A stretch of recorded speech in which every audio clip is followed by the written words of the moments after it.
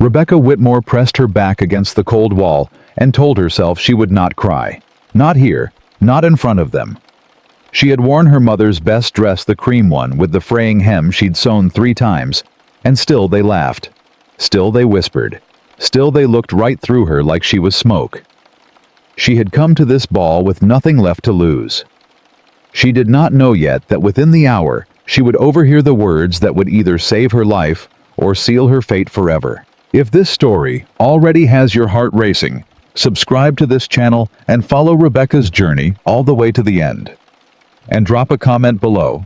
Tell me what city you're watching from. I want to see how far this story travels. The summer heat in Concord, Massachusetts sat heavy and unmoving on the night of the Aldridge Assembly. The kind of thick July air that pressed against your collar and made every breath feel like an effort. Inside the Aldridge Hall, 300 candles burned in iron chandeliers, and the windows were thrown open wide, though they offered little relief. The fiddles were already singing. The dancing had already begun. And Rebecca Whitmore stood alone beside the far wall, holding a glass of punch she had no intention of drinking. Wearing a smile she had practiced in the mirror that morning until it no longer looked like pain. She was 24 years old. She had no money. She had no father. She had no prospects. And every single person in that room knew it. She had been invited. She understood this clearly, out of something that passed for charity, but felt a great deal more like cruelty. Her uncle Gerald Whitmore had insisted she attend. "You'll embarrass us both if you hide in that room another season." He'd told her not unkindly, but not kindly either. Gerald was the sort of man who meant well, in the way that a man means well when he is primarily concerned with what other people think of him. He had taken her in after her father's death 2 years ago, and he had fed her and housed her and made sure she understood quietly but daily that she was a weight on his household. Rebecca had put on her mother's cream dress. She had braided her dark hair and pinned it neat. She had pressed the hem twice with a hot iron. And then she had come to this ball like a woman walking toward a verdict she already knew. "Poor thing," she heard someone murmur as she passed the refreshment table. She did not turn to see who had said it. She had stopped turning toward those words a long time ago. The Aldridge Assembly was the most important social gathering of the Concord summer season. Families of consequence attended. Matches were made here, and reputations were sealed here. And the particular cruelty of Concord society was that it conducted all of this business with perfect smiles and warm handshakes, so that the person being ruined never quite knew when the knife went in. Rebecca knew. She had always been perceptive even as a child. Her father used to say she had the kind of eyes that saw the room behind the room. Tonight, those eyes moved carefully across the crowd and catalogued what they found. Mrs. Harrow, in ice blue silk, standing with her son Nathaniel near the far window, her chin lifted at the precise angle that communicated to everyone within 50 feet that she considered herself above the company. Caroline Bellamy, flush-cheeked and beautiful in yellow muslin, laughing too loudly at something a young man had said, cutting her gaze toward Rebecca twice in 30 seconds. Silas Crane, her father's former lawyer, deep in conversation with 2 men. Rebecca did not recognize. His silver-haired head bent low. His voice, a low and private murmur. She watched Silas Crane for a moment longer than the others. There was something about the set of his shoulders tonight that unsettled her. She could not have named it precisely. He was 60, lean, respected, and had been managing estates in Concord for 30 years. He had managed her father's estate. He had managed her mother's trust. And when her father had died, and the trust had somehow been reduced to almost nothing, and the family farm had been placed under conditions of sale, she did not fully understand. Silas Crane had looked her in the eye with perfect sympathy and told her that her father had simply been a poor manager of money. She had believed him for 14 months. She was not sure she believed him anymore. "Miss Whitmore," a voice beside her. She turned and found young Thomas Aldridge, the host's youngest son, 17 and kind in the uncomplicated way that very young people sometimes are, offering her a small plate of sugared almonds. "You look as though you could use something sweet." "Thank you, Thomas," she said, and she meant it. "You are very thoughtful. "Mother says I'll grow out of it," he said cheerfully and moved on. Rebecca allowed herself one small real smile. Then she heard it. Not loudly, nothing that would carry across the room. But she had spent 2 years learning to listen to things that were not meant for her, learning to read the whispers beneath the polite conversation, the truth beneath the social performance, and the fragment she caught from across the room from the direction of Silas Crane and his companions landed in her chest like a stone dropped into still water. The girl keeps the farm in her mother's name. The trust document holds. She finds that document, it's finished for all of us. Rebecca did not move. She did not change her expression. She took one careful sip of punch and turned her head very slightly the way she had learned to do when she wanted to hear without appearing to listen. But the men had shifted. The words were gone. Silas Crane was smiling at her from across the room, the same careful practiced smile he had offered at her father's funeral, and she felt the blood drain from her face. She set down her punch glass. Her hands were shaking. She needed to think, and she could not think in this room with 300 candles and 300 witnesses. She moved toward the far side of the hall, toward the heavy velvet curtains that divided the main room from the corridor beyond. She did not run. Running would be noticed. She walked with her chin up and her spine straight, and every muscle in her body screaming. Behind the curtain, the air was cooler. The corridor was dim, lit only by a single oil lamp at the far end. Rebecca pressed her back against the wall and closed her eyes and tried to breathe. She finds that document, it's finished for all of us. Her mother's trust. Her father had told her when she was 19 that her mother had put aside money in a legal trust before she died. Not a great fortune, but enough that Rebecca would never be entirely without options. Enough to keep the farm. Her father had wept telling her because he was a tender man who loved his wife and felt the loss of her every day. And Rebecca had held his hand and told him she understood. And she had been grateful for the trust, in the abstract way, that you are grateful for something you cannot quite imagine needing. She needed it now. She had asked Silas Crane about it 7 months ago. He had told her that the trust had been dissolved upon her father's death by terms she would not understand. He had told her the paperwork was extensive and technical, and that she should trust him to handle it as he had always handled it, as her father had always trusted him to do. She had pushed back gently twice. He had looked at her with something just beneath patience, something that told her she was being tiresome, and she had retreated. But the farm. The farm had been in her family since her grandfather's time, and when her father died, it had passed not to her, but into some arrangement involving the estate that she could not fully trace. She had asked Gerald about it. Gerald had waved his hand and said Silas was managing it. She had asked Silas. Silas had told her not to trouble herself.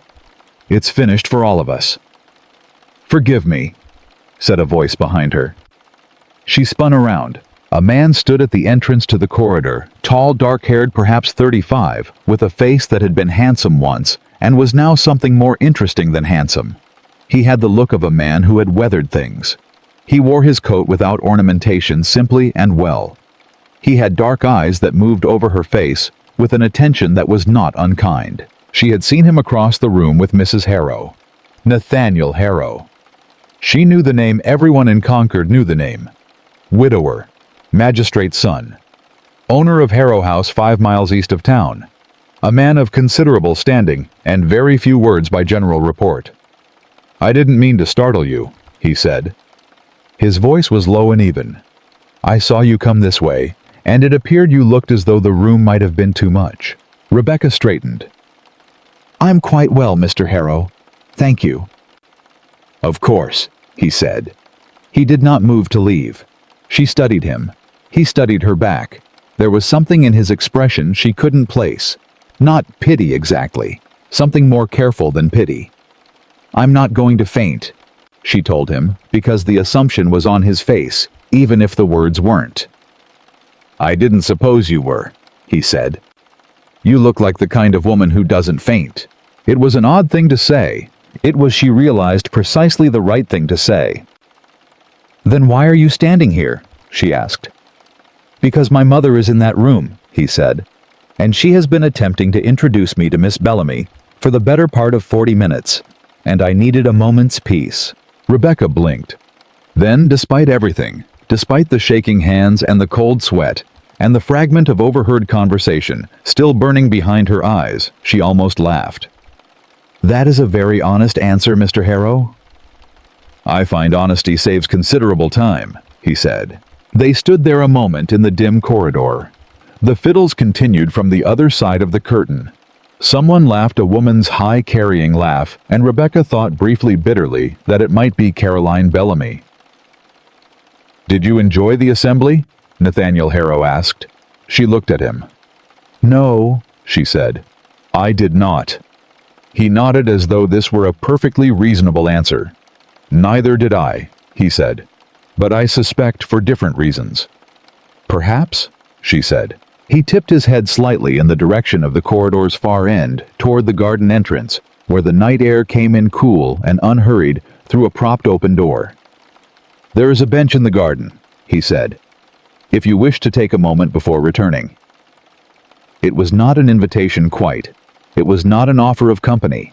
It was simply information offered with the respect of a man who understood that a woman might need to know her options without being told what to choose. Rebecca looked at him for a moment longer. Then she looked down at her hands, which had stopped shaking. "Thank you," she said. "I believe I will." She walked toward the garden door. She did not look back. But she was aware, with the particular awareness that her father's eyes had always given her, that Nathaniel Harrow watched her go, and that he remained standing in the corridor until she was safely through. Outside, the night was warm, and the garden smelled of roses gone past their first bloom, the soft, overripe sweetness of July at its deepest. She found the bench. She sat. She pressed her palms flat against the stone and breathed. She finds that document, it's finished for all of us. She had heard it. She was not imagining it. She was not, as Gerald had hinted on 3 separate occasions, the kind of woman who became overwrought about things she didn't understand. She understood this. She understood that Silas Crane, who had managed her family's affairs for 20 years, who had sat at her father's deathbed and wept real tears, or something close to them, who had told her with perfect sympathy that there was nothing left, had known there was something left all along. Her mother's trust. A document that protected the money and possibly the land.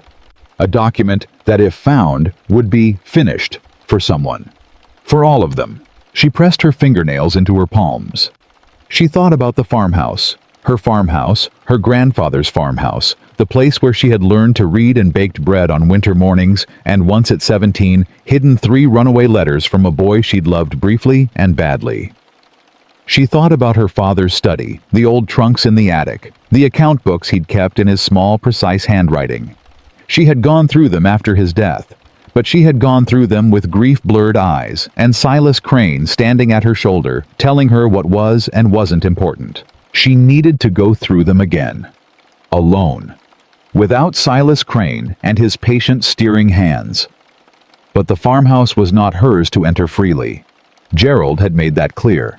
The farm was under estate management, under Silas's management, and she was a guest in Gerald's home with the practical status of an unpaid housekeeper. She needed access, she needed time, and she needed to do all of it without Silas Crane knowing she was looking. Inside, the fiddles changed key. A new dance was beginning. She heard the bright calling of voices, the shuffle and stomp of a reel getting started, the sound of an ordinary summer night in a prosperous town that had forgotten one of its daughters existed. She stood up from the bench.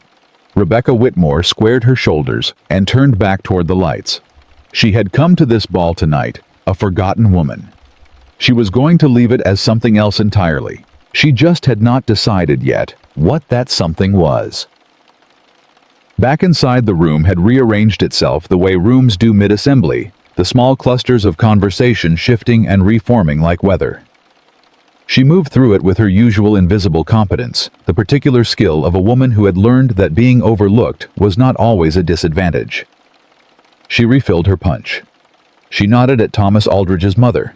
She smiled at the vicar's wife. She was to all appearances precisely what they expected. Quiet, forgettable, grateful to have been included. and then Caroline Bellamy stepped directly into her path. Caroline was everything Rebecca was not in the particular way that society arranged these contrasts for maximum effect. She was golden-haired and round-cheeked and dressed in the best muslin that Boston could supply, and she had the bright proprietary confidence of a woman who had never once wondered whether she deserved to be in a room. "Miss Whitmore," Caroline said with the kind of warmth that had teeth in it. "How lovely that you were able to come. I wasn't sure your uncle would well. Never mind. You look very well in that dress. Is it your mother's?" 3 women standing nearby heard it. The calculation in it was precise and vicious, not loud enough to cause a scene loud enough to land. Rebecca met Caroline's gaze without blinking. "It is," she said. She had excellent taste. Something flickered across Caroline's face. Surprise, possibly, that there was no flinch. She recovered quickly. "Of course. Your mother was always very practical." "She was," Rebecca agreed. "Practical enough to put her affairs in order before she died. I've always admired that about her." It was not a threat. It was, she realized even as she said it, barely a statement. But something in the phrasing, "put her affairs in order," made Caroline's eyes sharpen for just a fraction of a second. "How admirable," Caroline said and moved on. Rebecca watched her go. Then she looked very carefully across the room to where Silas Crane had been standing. He was gone. She turned slowly, tracking the room, and found him near the door, putting on his hat, pulling on his gloves, exchanging a final word with one of the men he'd been speaking to earlier. As she watched, he said something that made the other man nod twice quickly, with the particular quality of a man receiving instructions rather than participating in a conversation. And then Silas Crane looked across the room, directly at her. He smiled, the same careful, practiced smile, the one he had offered at her father's funeral. She smiled back, the one she had practiced in the mirror. And in that moment, between those 2 smiles, a war was declared. She did not sleep that night. She lay on the narrow bed in Gerald's house and stared at the ceiling and thought through everything she knew and everything she suspected and everything she would need to do. She thought about the trunks in the farmhouse attic, her father's trunks, and the account books and the old letters. She thought about her mother who had died when Rebecca was 15, who had been quiet and careful and practical, who had put her affairs in order. She thought about what affairs in order meant legally for a woman in 1815 in Massachusetts, what a trust document would look like, where it might be filed, what Silas Crane would have had to do to suppress it. He would have had to forge something, or destroy something, or both. She sat up in bed. He would have had to forge something, which meant there was a false document somewhere. And if there was a false document, there might be a true one somewhere he hadn't found it, or somewhere he'd been unable to destroy it without arousing suspicion. Her mother's affairs. Her mother had had one close friend in Concord, Mrs. Dorothy Pierce, who had moved to her daughter's house in Lexington 3 years ago, and who sent Rebecca a small package every Christmas without fail, dried lavender, a piece of ribbon, occasionally a jar of preserves. Rebecca had always written back. She had always meant to visit and never had. Mrs. Pierce had been at her mother's side in her final months. Mrs. Pierce would have known what her mother knew. Rebecca lay back down. She stared at the ceiling. First, the attic. She needed to get into the farmhouse attic before Silas Crane realized what she was looking for. Second, Lexington. She needed to get to Mrs. Pierce. Third, she needed to do both of these things in a town where she had no horse, no money for a coach, no freedom of movement that would not be questioned, and a lawyer watching her with a practiced smile and cold eyes. She thought of Nathaniel Harrow in the corridor, offering her information without telling her what to do with it. There is a bench in the garden. She was not sure what he was. She was not sure he was trustworthy. Powerful men had disappointed her in precise and damaging ways, and she was not in the habit of handing her trust to strangers, simply because they had dark eyes and steady voices. But she filed him away in the back of her mind, the way she filed everything careful provisional to be tested before being relied upon. She needed allies. She was not too proud to know it. Outside the summer night pressed warm and full against the window. The crickets were loud. Somewhere down the road, a dog barked twice and was silent. Rebecca Whitmore closed her eyes and began to plan. She went to the farmhouse 3 days later. She told Gerald she wished to collect a few of her mother's things. A sentimental errand. She said something she'd been putting off too long. She said it the way she had learned to say things to men like Gerald, gently, slightly apologetically, with the implication that she understood she was being a small trouble and was grateful for his tolerance. Gerald waved his hand and told her to be back by supper. The farmhouse stood 4 miles outside Concord on a good road, and she walked it in the heat of the morning, arriving damp at the collar and steady in her purpose. The caretaker Silas had installed an older man named Willis, who was kind but clearly under instruction to be attentive to her visits, let her in with an apology about the state of the front rooms. "I'm just going to the attic, Willis," she said pleasantly. "My mother's old things. It won't take long." "Of course, miss." He watched her go up the stairs. The attic was hot and close, and smelled of cedar and old paper, and the particular smell of time passing in a house where nobody happy lived anymore. Her father's trunks were there, 3 of them, leather strapped, the brass fittings going green. She opened them quietly, listening for Willis's footsteps below. The account books were in the second trunk. She went through them with the focused, unhurried attention of a woman who has been waiting 2 years for this exact moment.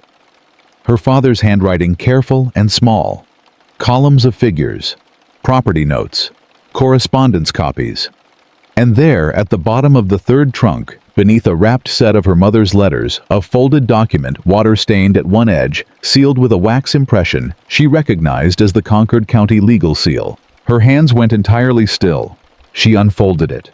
It was not the trust itself, she could see that at a glance. It was a letter in her father's handwriting, dated 6 months before his death. A letter addressed to her. "My dear Rebecca," it began, "if you are reading this, then I was not wrong to be afraid. I have put the original trust document with Mrs. Dorothy Pierce of Lexington, who has promised to keep it safe and deliver it to you upon your need. I did not tell you this while I lived, because I feared it would endanger you. I am telling you now, because you are stronger than I gave you credit for, and I am sorry for that. Your mother's trust is real. The farm is yours. Silas Crane knows this, and has reasons of his own for keeping it from you. Be careful. Be thorough. And do not trust anyone until you have reason to.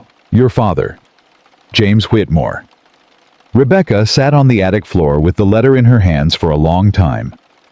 Long enough for the light through the small window to shift. Long enough for the tears to come and go. Long enough to become something other than the woman who had come up those stairs. She refolded the letter. She tucked it inside the bodice of her dress. She closed the trunk and latched it. Then she went back down the stairs, thanked Willis pleasantly, and walked the 4 miles back to Concord in the July heat, with her chin up and her eyes straight, and the whole new shape of her life pressing against her ribs, like something about to be born. That evening she sat across the supper table from Gerald and watched him eat his soup, and felt for the first time in 2 years something that was not despair. It was not hope. Exactly. Hope was too bright, too easy, and she had burned through her supply of easy hope in the first 6 months after her father's death. It was something quieter and colder than hope. It was intention. "Gerald," she said. He looked up from his bowl. "I would like to visit Mrs. Pierce in Lexington next week," she said. "She was very close to my mother, and I have been putting it off too long." Gerald considered this with the expression of a man calculating inconvenience. "How would you get there?" "I thought perhaps I might hire a coach," she said. "I still have $3 from the sale of Mother's brooch." He made a sound that was not quite objection. "Silas mentioned you'd been asking questions about the estate," he said. "He said you'd seemed agitated. He wondered if you needed more time to rest." There it was. She met Gerald's eyes steadily. "I am quite well," she said. "Mrs. Pierce is an old woman who was kind to my mother. I would like to see her." Gerald studied her for a moment. He was not a cruel man. He was a man who had been told what to see, and he was seeing it, and he was not sure what to do with the discrepancy between the story he'd been given and the woman sitting across his table, looking perfectly composed. "All right," he said finally. "But be back by Friday." "Thank you," she said. She ate the rest of her soup. She folded her napkin. She excused herself politely.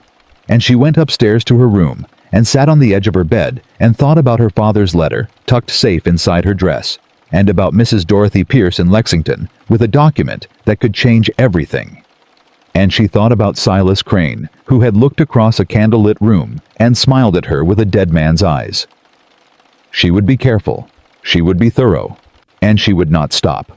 The coach to Lexington cost Rebecca $2.30, which left her 67 cents to her name, and a letter folded against her ribs that was worth more than everything she owned. She sat straight-backed on the hard wooden seat and watched Concord fall away behind her, and told herself not to feel the weight of what she was carrying. Not yet. There would be time to feel it later when she had something to show for it. Right now, she needed to think. Mrs. Dorothy Pierce lived with her daughter on a quiet road 3 streets back from Lexington's main square, a tidy house white-painted with a kitchen garden that ran all the way to the fence line. Rebecca had written ahead a careful neutral letter that said only that she was passing through and wished to pay her respects, mentioning her mother's name the way you mention a password at a closed door. She knocked. The daughter, a broad, brisk woman named Margaret, who looked nothing like anyone's idea of a Concord gentlewoman, opened it and assessed her in one glance. "Mother's been expecting you," Margaret said.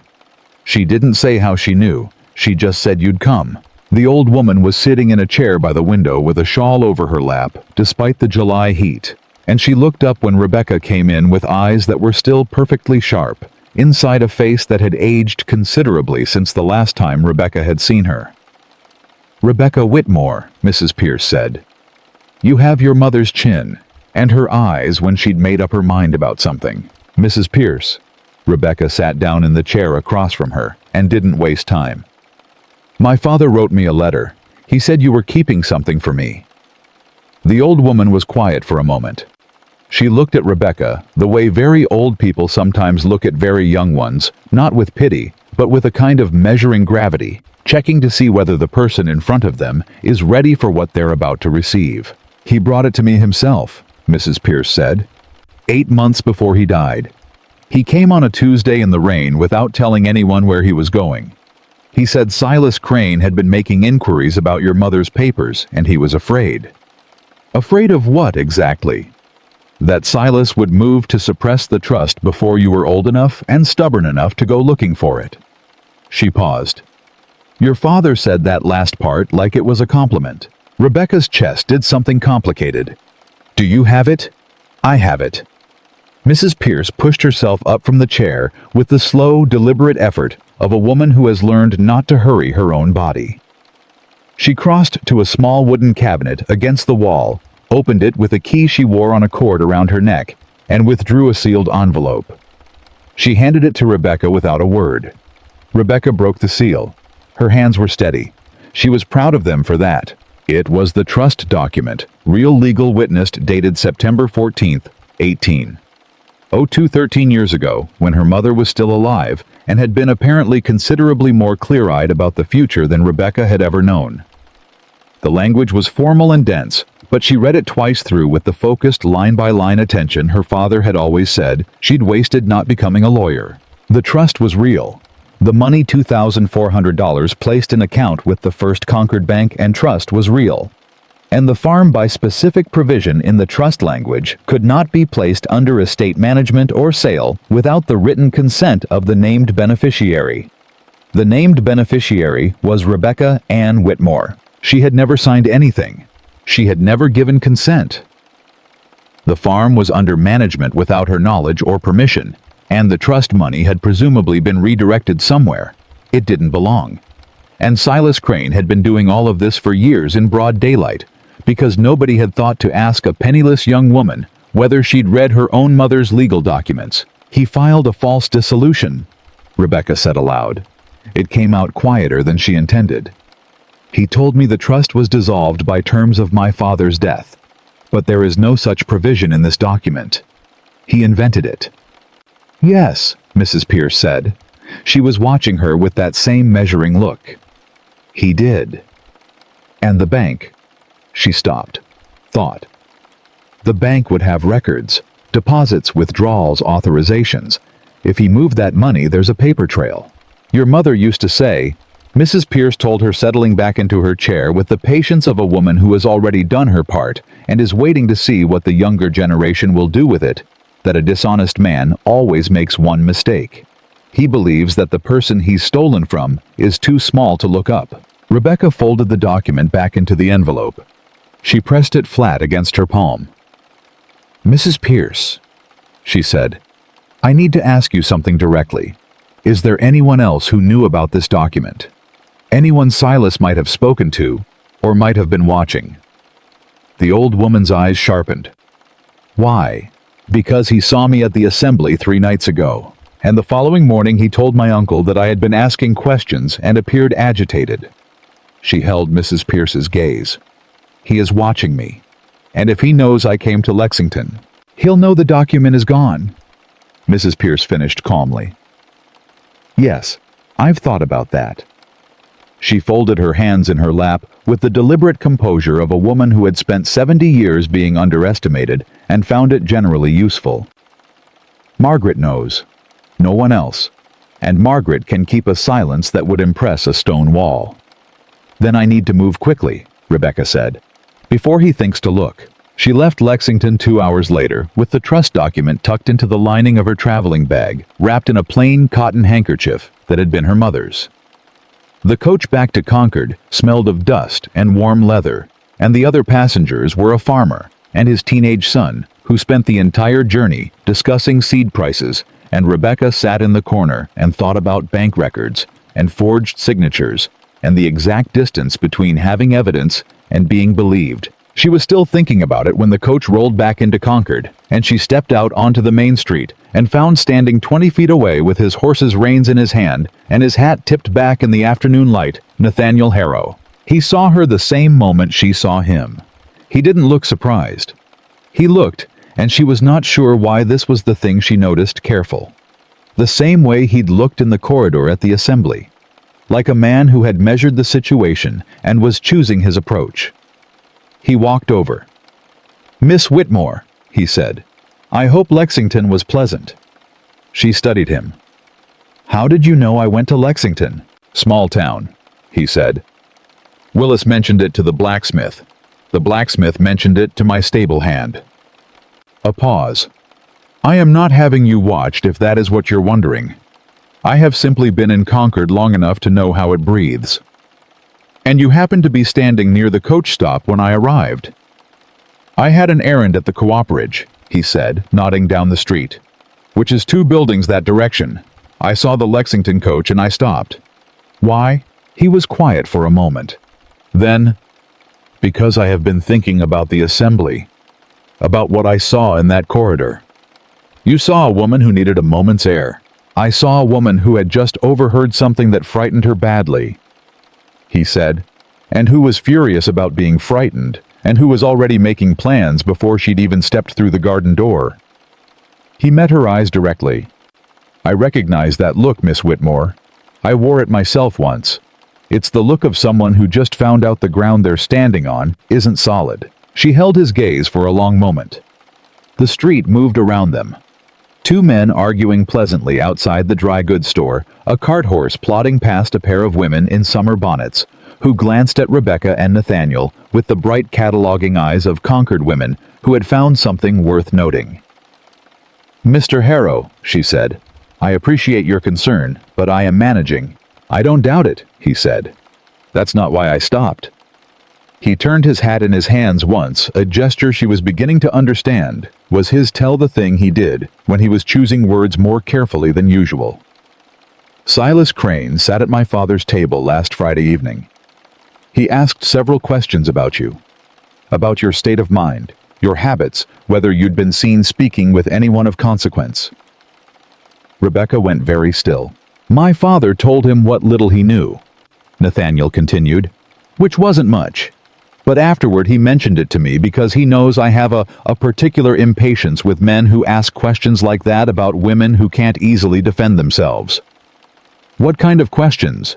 The kind designed to build a case, Nathaniel said quietly. That a woman is unstable, unreliable, in need of guidance from men more fitted to manage her affairs. He looked at her steadily. He's laying groundwork, Miss Whitmore. I don't know for what. But I know that look in a man, and I know what comes after it, and I thought you should know. For a moment, she almost told him. The words were right there, the letter in her father's trunk. Mrs. Pierce, the trust document folded inside her traveling bag. The $2,400 that should have been hers. And wasn't the farm that should have been hers. And wasn't the years of performed confusion that had come to look so much like grief that nobody had thought to question it. She almost told him. Thank you, she said instead. That is useful to know. He nodded. He did not push. That restraint, that careful, deliberate restraint, so different from every other man who had ever decided she needed advice, was what made her pause. Mr. Harrow, she said, do you know anyone at the First Concord Bank and Trust? Someone in the records department, perhaps? He looked at her for a moment with those dark, steady eyes. My cousin Edmund is second clerk there, he said. He's been there 11 years. Is he an honest man? Scrupulously, Nathaniel said. It's his primary virtue and his main social liability. Rebecca almost smiled. Almost. If I were to need access to account records, historical records going back perhaps 12 or 13 years, would your cousin be the kind of man who could retrieve them within the bounds of his professional responsibility? Nathaniel was quiet long enough that she thought she might have misjudged him after all. Then, if the account holder made the request, he said slowly, Edmund could produce the records, legally, without question. A pause. Are you the account holder? I believe I am, she said. I have documentation to that effect. He looked at her, really looked at her the way he'd looked at her in the corridor. That full attending look that felt more like being read than being seen. Then he said very quietly, All right. Just that. All right. She walked back to Gerald's house through the summer heat with her traveling bag and her hidden document and the careful provisional beginning of something that might, if she was very careful, become trust. She did not let herself feel relief. Relief was too close to relaxing, and she could not afford to relax. Not yet. Not until she knew what Silas Crane was building. She found out 4 days later, and it was worse than she'd feared. She was in Gerald's back garden, supposedly cutting herbs for the cook, when she heard voices through the open kitchen window.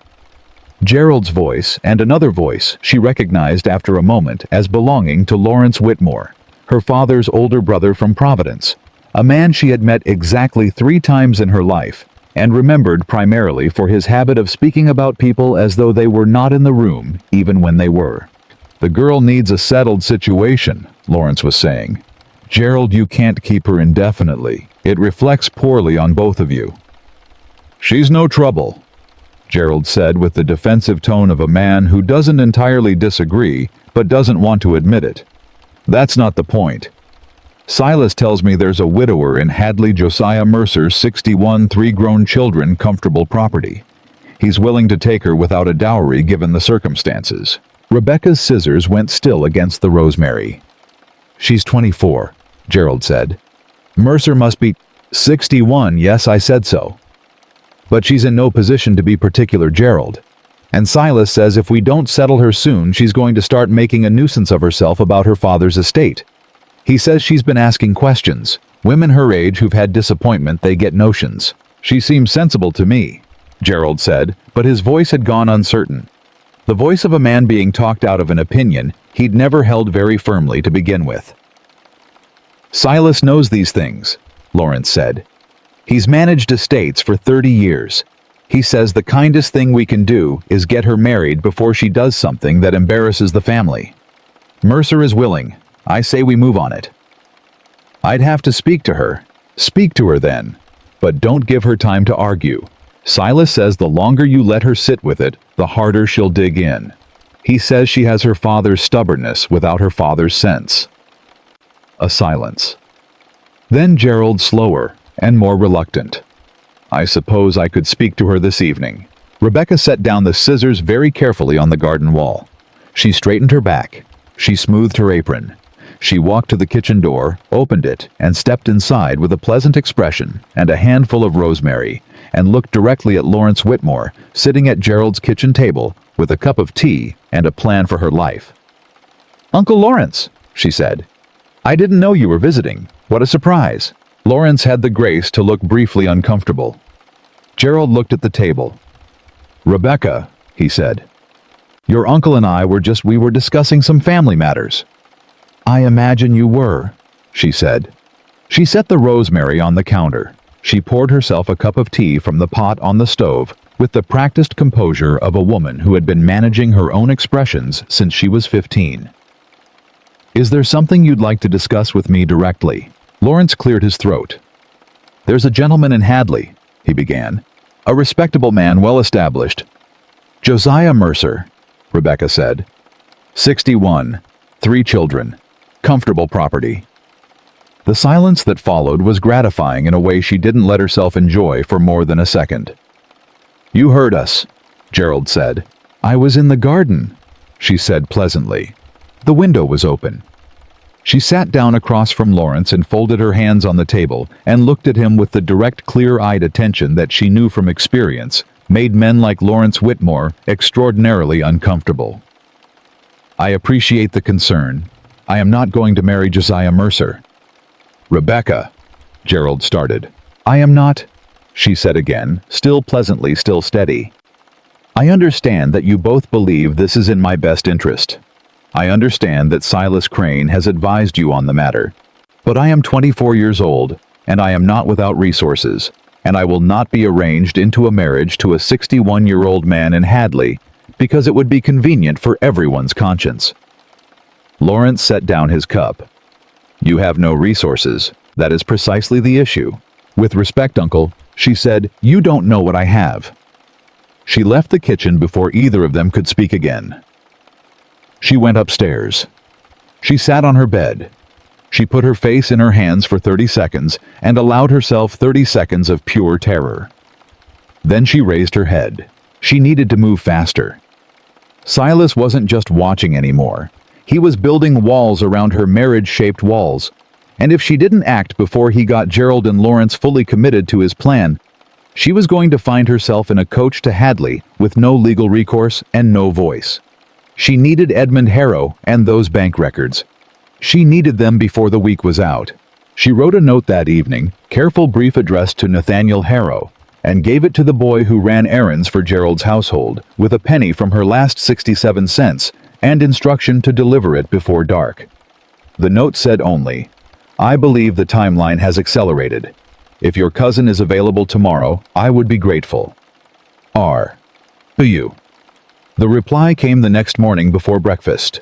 6 words in a clean spare hand. "Edmund will be at the bank. NH." She went at 9 o'clock, wearing her second-best dress and carrying her mother's trust document in the lining of her bag, and found Edmund Harrow slight bespectacled with the precise and anxious manner of a man who cared very deeply about doing his job correctly. Waiting near the side entrance of the bank, with the look of someone who had been briefed, but wasn't sure he'd been briefed on everything. "Miss Whitmore," he said, "my cousin said you'd be coming. He said it was important." "It is," she said. "I need to see the historical records for an account held in my mother's name. Trust account opened 1802. The account holder of record per this document," she produced it, "is myself, Rebecca Ann Whitmore." Edmund took the document. He read it with the slow, thorough attention of a man who had read thousands of documents and knew which details mattered. He read it twice. His expression, which had started at cautious and moved through uncertain, arrived somewhere that looked a great deal like troubled. "Miss Whitmore," he said quietly, "this trust was marked dissolved in our records in 1815, 2 months after your father's death." "I know," she said. "Who authorized the dissolution?" He looked at her over his spectacles. "The authorization form carries your signature." She held his gaze. "I have never signed any document dissolving this trust.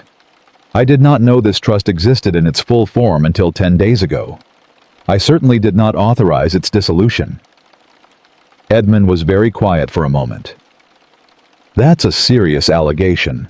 I know what it is, she said. And I know that you are a scrupulous man, Mr. Harrow, and that you care about doing your job correctly. So I am asking you within the scope of your professional responsibility to pull those authorization records and compare the signature on the dissolution form to any other documents I have signed through this institution. Another silence. Come inside, Edmund said. It took him 40 minutes.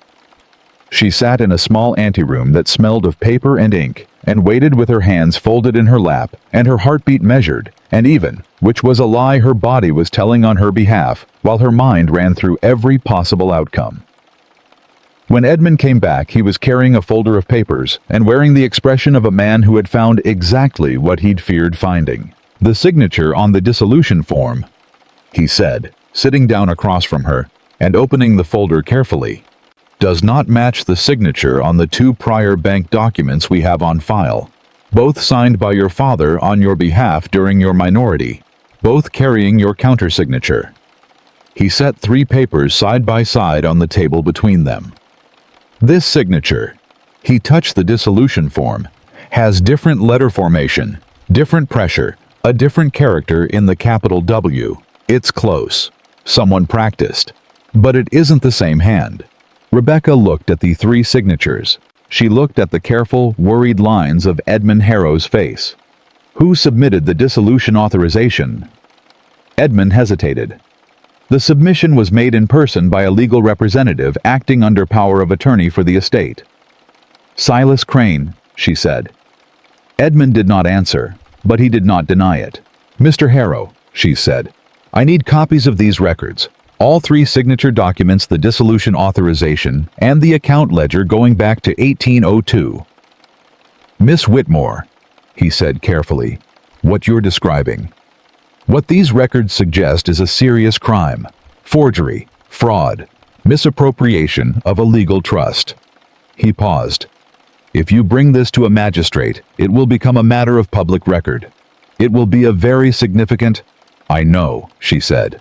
Silas Crane is a respected man in this community. He has friends in this building. He has friends in the courthouse. Edmund looked at her steadily. You understand what I am saying. I understand that being right is not the same as being heard, she said.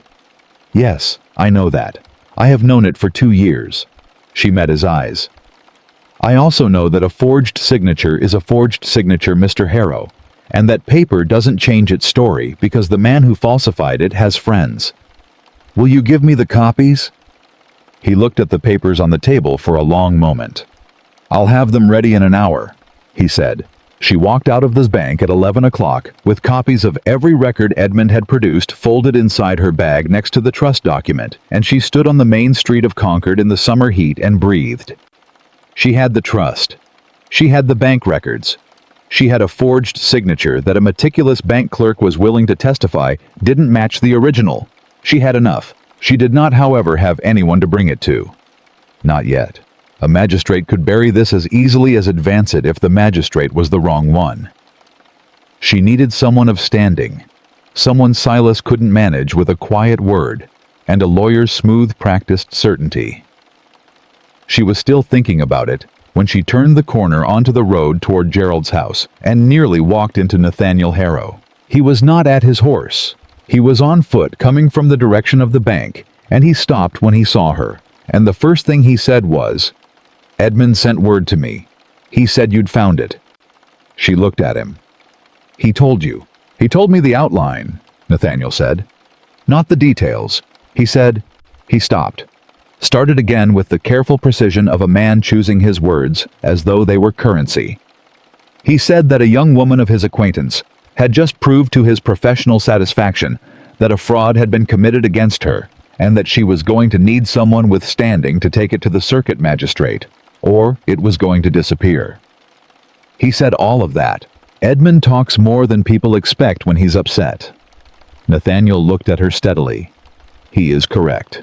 You need someone with standing. The circuit magistrate is Judge Aldridge Thomas's father, and he is honest, but he is also a man who has known Silas Crane for 30 years, and he will need to see irrefutable documentation presented by someone he cannot dismiss. Rebecca held his gaze. "Why are you here, Mr. Harrow?" He was quiet for a moment. The street moved around them again, Summer Concord going about its ordinary business utterly unaware. "Because," he said, "my father sat at a table and answered Silas Crane's questions about a young woman who deserved better, and I was not there to stop it. And because Edmund is my cousin, and he just did something professionally risky, because it was right. And because—" He stopped again, turned his hat in his hands. "Because I watched you walk into that assembly, like a woman marching to the gallows, who has decided she'd rather march than be dragged, and I thought this one is going to fight. I would like to help her fight." It was, she thought, the most honest thing anyone had said to her in 2 years. She looked at him for a long moment. She thought about her father's letter, "Do not trust anyone until you have reason." She thought about the way Nathaniel had stood in the corridor and given her information and waited. The way he'd told her about Silas's questions without telling her what to do about them. The way Edmund, his cousin, had spent 40 minutes pulling records because it was the right thing to do even when it was the hard thing. She thought about reasons. "Silas is moving to have me married to a man in Hadley," she said. "A 61-year-old widower who is willing to take me without a dowry. My Uncle Lawrence arrived yesterday. Gerald is being managed." She watched his face. "If it goes through, I lose all standing to bring a legal action. A married woman's claims pass to her husband, and a husband in Hadley won't know what he's marrying into until it's too late for any of it to matter." Nathaniel's expression did something she couldn't quite read. It tightened, and then went very still, the way a man's face goes still when he is making a decision.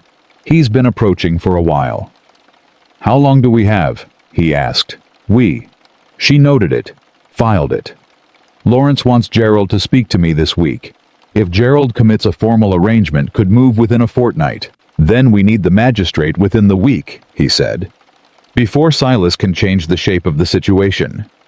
He looked at her documents. "May I see what you have?" She hesitated. One more second. One more measure of the man in front of her. Then she opened her bag. He took the papers and read them there in the street, standing in the summer heat, with the focused attention of a man who had grown up watching his father read legal documents and had learned without trying how to do it properly. He read without speaking. He read without expression until he reached the signature comparison Edmund had marked, at which point something crossed his face that was close to anger. "He practiced her signature," Nathaniel said quietly. "Yes. He practiced it well enough that it takes side-by-side comparison to see the difference." "Yes." He looked up. "He's been planning this for a very long time." "I believe," Rebecca said, "that he began planning it when my mother set up the trust. I believe he's been managing my family's estate for 20 years, with the intention of eventually absorbing it. My father found out, or began to suspect, and hid the trust document with Mrs. Pierce. And then my father died, which was convenient." The word landed between them. Nathaniel looked at her. "Are you saying—" "I am saying his death was sudden," she said carefully. "I am saying Silas Crane is not a man who leaves things to chance. I am saying I don't know, and I may never know, and I am going to concentrate on what I can prove." She held his gaze. "But I am not forgetting it." He was quiet for a moment. Then he nodded. "I'll speak to Judge Aldridge tomorrow," he said. Quietly.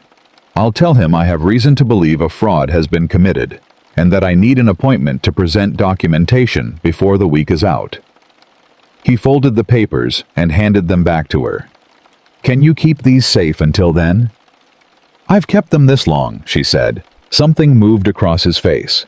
Not quite a smile, not quite admiration. Something that sat between the two like a word she didn't have a name for yet. "Yes," he said. "You have." She walked home through the summer heat and the sound of Concord going about its business, and she thought 1 week. She had 1 week before Lawrence Whitmore committed her to a future she hadn't chosen. Before Silas Crane closed the last door before the ground she was standing on disappeared entirely. 1 week to be believed. She had spent 2 years being disbelieved by people who should have known better. She had spent 2 years being quiet and careful and invisible, while a man with smooth hands and a practiced smile signed her name to things she'd never seen and told people she trusted that there was nothing to see. She was done being quiet. But she was not done being careful. That evening, she was in her room when she heard a knock at the front door downstairs. She heard Gerald's voice, and then a voice she didn't recognize, low male, with a flat authoritative quality that made the hairs on her arms rise without her knowing why. She went to the top of the stairs. Gerald was in the hall with a man she had never seen, middle-aged, heavy through the shoulders, carrying a leather satchel. Behind him, barely visible, she caught a glimpse of Silas Crane's silver-haired profile. "Just a formality," Silas was saying, smooth as winter ice. "Gerald, this is Mr. Porter from the county clerk's office. He simply needs Miss Whitmore to sign a few documents regarding the estate. A transfer of management notation, entirely standard. It won't take 5 minutes." Gerald looked up the stairs. Rebecca looked down at him. She saw it in his face, the uncertainty, the discomfort, the wish that this were simpler. And she saw behind Gerald's shoulder Silas Crane watching her with those careful, practiced eyes. If she went downstairs and signed whatever Mr. Porter had in that satchel, she signed away the last of her claim. She understood that completely in her bones, the way you understand a thing that is trying to kill you. "Gerald." She called down, her voice entirely pleasant. "I'm afraid I'm not well this evening. Would you ask the gentleman to come back tomorrow? I wouldn't want to sign anything with a headache." A silence. Gerald looked at Silas. Silas looked up the stairs. His expression didn't change. The practiced smile stayed exactly where it was. "Of course," he said. "Tomorrow will do just fine." The door closed. She heard footsteps retreating down the front walk. She stood at the top of the stairs with her hand on the banister until she was certain they were gone. Then she went back to her room, sat down at the small desk, and wrote another note to Nathaniel Harrow. He came tonight with documents to sign. Tomorrow. Please hurry. R.W. She paid the errand boy her last 20 cents.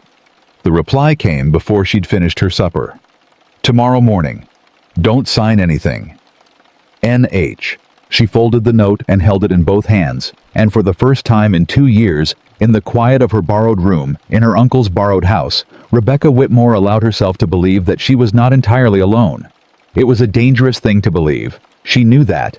She had believed it before and been wrong. But Nathaniel Harrow had dark, steady eyes, and a cousin who pulled bank records because it was right, and he had said "we" without being asked to. And sometimes her mother had told her this once long ago. Sometimes you had to bet on the one thing that looked like solid ground and run toward it before the current could take you. She was already running. She just needed to make sure she didn't stumble before she reached the other side. Nathaniel was at Judge Aldridge's door by 7 o'clock the next morning. Rebecca knew this because he told her afterward, and because she had spent the hours between 4 and 7 lying flat on her back, staring at the ceiling of her borrowed room, listening to the house breathe around her, and calculating everything that could go wrong. There was a considerable list. Silas Crane would return with Mr. Porter and his satchel of documents. Gerald would eventually run out of uncertainty and commit to Lawrence's plan. Judge Aldridge might look at the evidence and decide that 30 years of friendship with a respected estate lawyer outweighed the testimony of a penniless young woman with a headache. Any one of these things could happen before noon.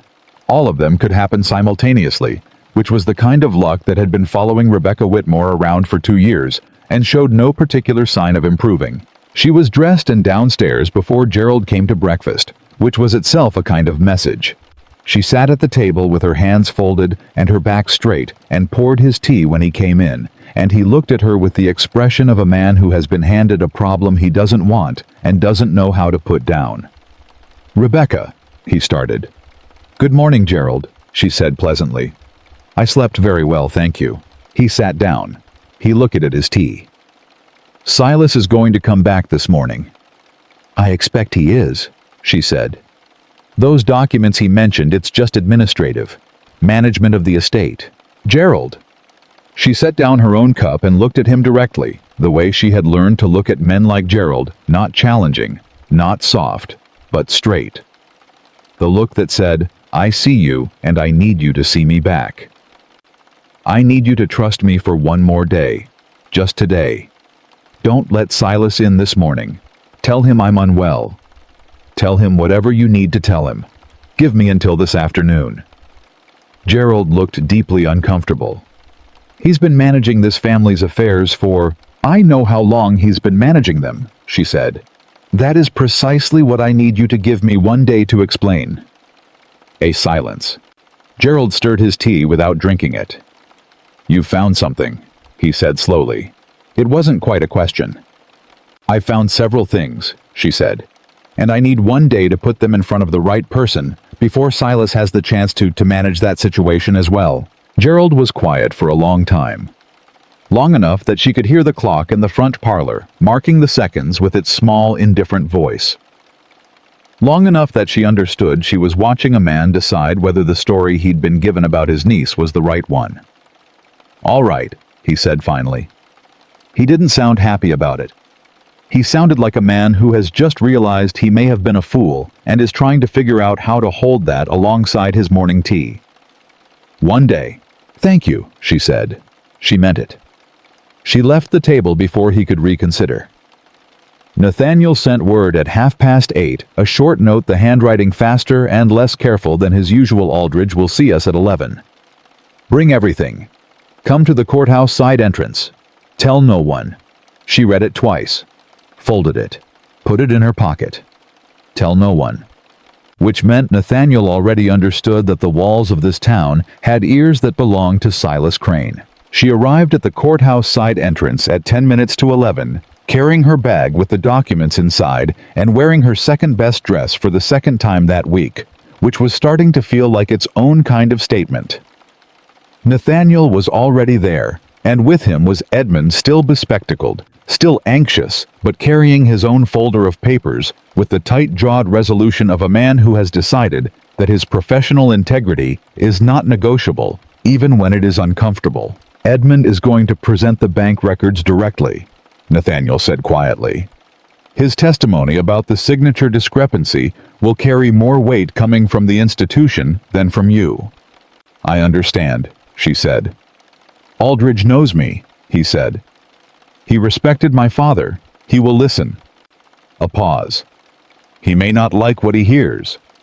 "He doesn't have to like it," she said. "He just has to act on it." Nathaniel looked at her for a moment. Then he held open the side door. Judge Aldridge was a tall man of 60, with white side whiskers, and the particular wary intelligence of a man who had spent decades watching people try to lie to him professionally. He sat behind a large desk in his private chamber and looked at Rebecca with the careful assessing look that she imagined he turned on everyone who came through that door. "Miss Whitmore," he said, "Mr. Harrow tells me you have a matter of some urgency." "Yes, sir," she said. She sat down across from him with her back straight and her documents on her lap and met his eyes without flinching. "I have evidence that Silas Crane has committed fraud against my family's estate over a period of at least 2 years and possibly longer. He forged my signature on a legal document to suppress a trust established by my mother, redirected trust funds that were legally mine, and placed my family's property under estate management without my knowledge or consent." She said all of it in one breath, clearly without apology. Aldridge's expression didn't change. "That is a serious accusation." "Yes, sir, I have documentation." She laid it out for him piece by piece, the trust document from Mrs. Pierce, her father's letter. The bank records. Edmund had produced the signature comparison. Edmund presented his portion with the careful, measured language of a man testifying under oath, which she suspected was exactly how he was treating it. Nathaniel said almost nothing. He sat in the chair beside her and let the evidence speak, and she understood watching him that this restraint was deliberate, that he was keeping himself small in the room so that she was not small in it. Aldridge read everything. He read it slowly with the same deliberate attention Edmund had given it, and when he reached the signature comparison, he held the papers up to the light from his window and looked at them for a long time. "Edmund," he said at last without looking up, "in your professional assessment, as a senior clerk of 11 years, are these two signatures made by the same hand?" "No, sir," Edmund said. "They are not." Another silence. "Mr. Harrow?" Aldridge set the papers down. "Why are you here? You have no direct stake in this matter." Nathaniel was quiet for a moment. "I have an indirect one," he said. "Silas Crane came to my father's table and asked questions about Miss Whitmore that were designed to build a case for her being unreliable. I am here because I believe the case he has been building is fraudulent, and because Miss Whitmore deserves to have someone in this room who can say with authority that she is neither unstable nor confused." Aldridge looked at Nathaniel for a long moment. Then he looked at Rebecca. "Miss Whitmore, do you understand what a formal investigation into these claims will require? The disruption it will cause Silas Crane is a respected man in this community," she said. "Yes, I know. I've been told that several times. I've been told it as a reason why I should not ask questions, should not look at documents, should not trust my own memory of what my father told me." She held his gaze steadily. "Sir, a man being respected does not make him honest, and a woman being poor does not make her wrong." Aldridge held her gaze for a long-waited moment. Then he reached for a sheet of paper on his desk. "I'm going to send for Silas Crane," he said. "I'd like you to wait in the outer room." She stood. Nathaniel stood beside her. She gathered her documents. At the door she paused and turned back. "Judge Aldridge," she said, "my uncle Lawrence Whitmore arrived 2 days ago. He and Silas are arranging for me to be married to a man in Hadley. If that arrangement is formalized before this matter is resolved, I lose my legal standing to pursue it." Aldridge looked at her. "How quickly is it moving?" "Quickly," she said. "I'll send for Crane immediately," he said. She went out. She sat in the outer room on a hard bench with her bag on her lap and her hands folded and Nathaniel beside her, and she waited. 15 minutes passed. 20. Then the outer door opened and Silas Crane walked in. He did not see her at first. He was speaking to the clerk who had admitted him. His silver head bent. His voice its usual smooth murmur, and then he turned and saw her sitting on the bench, and he went very still, for just a fraction of a second. Less than a second. The space of a breath. Something showed in Silas Crane's face that had never shown there before. It was not guilt exactly. It was not fear exactly. It was the look of a man who has been playing a very long game and has just seen the board shift underneath him without warning. Then, the practiced smile came back. It came back fast, but not fast enough. "Rebecca," he said, "I didn't know you'd be here." "I expect not," she said. He looked at Nathaniel. Something passed across his face that she couldn't quite read, a reassessment, a recalculation. "Mr. Harrow, I wasn't aware you had an interest in estate matters." "I have a broad range of interests," Nathaniel said pleasantly. Aldridge's clerk appeared at the inner door. "Mr. Crane, the judge will see you." Silas looked once more at Rebecca, at her bag, at the documents. She was not quite hiding at her face, which she had arranged into perfect composed stillness. And then he went through the door. She heard the click of the latch behind him. Nathaniel said very quietly, "He knows." "Yes," she said. "How long before he finds a way to manage Aldridge?" "That depends on what Aldridge is made of," she said, "and on whether 30 years of friendship is stronger or weaker than a forged signature." They waited. The courthouse clock marked the quarter hour. Then the half. The clerk passed through twice without looking at them. Outside, Concord went about its summer morning with complete indifference. Then the inner door opened. Aldridge's face told her nothing. He was a judge. He had a judge's face, the kind that had been trained out of expression over decades of practice. "Miss Whitmore, Mr. Crane has offered an explanation for the discrepancy in the documents." Her stomach dropped. "What explanation?" "He says the dissolution authorization was prepared by his office and signed by you at a meeting in December of 1815. He says you were distressed at the time, newly bereaved, and may not recall it clearly." She felt Nathaniel go still beside her. "He's calling her confused," Nathaniel said. His voice was even, but barely. "He is offering that as a possibility," Aldridge said carefully. "He also says the trust funds were directed with your father's verbal authorization before his death into improvements on the farm property. He has an accounting ledger." He paused. "It appears thorough." She understood in that moment the particular genius of what Silas had done. He had not simply stolen from her. He had built an entire alternative version of reality, complete, documented, internally consistent, that made her look like a grieving woman misremembering the past. He had been preparing for this moment possibly for years, and his preparation was better than hers. And he had 30 years of reputation, and a ledger that looked thorough, and a story that was designed to make a judge feel that the charitable thing, the kind thing, was to leave well enough alone. She felt the ground beginning to tilt. And then she thought of something. "The bank account," she said. Aldridge looked at her. If Silas used the trust funds for farm improvements, the money would have had to leave the trust account. The bank would have records of every withdrawal, the date, the amount, the authorization. Edmund has the ledger going back to 1802. She looked at Edmund. Are there withdrawals from the trust account that correspond to farm improvement expenditures?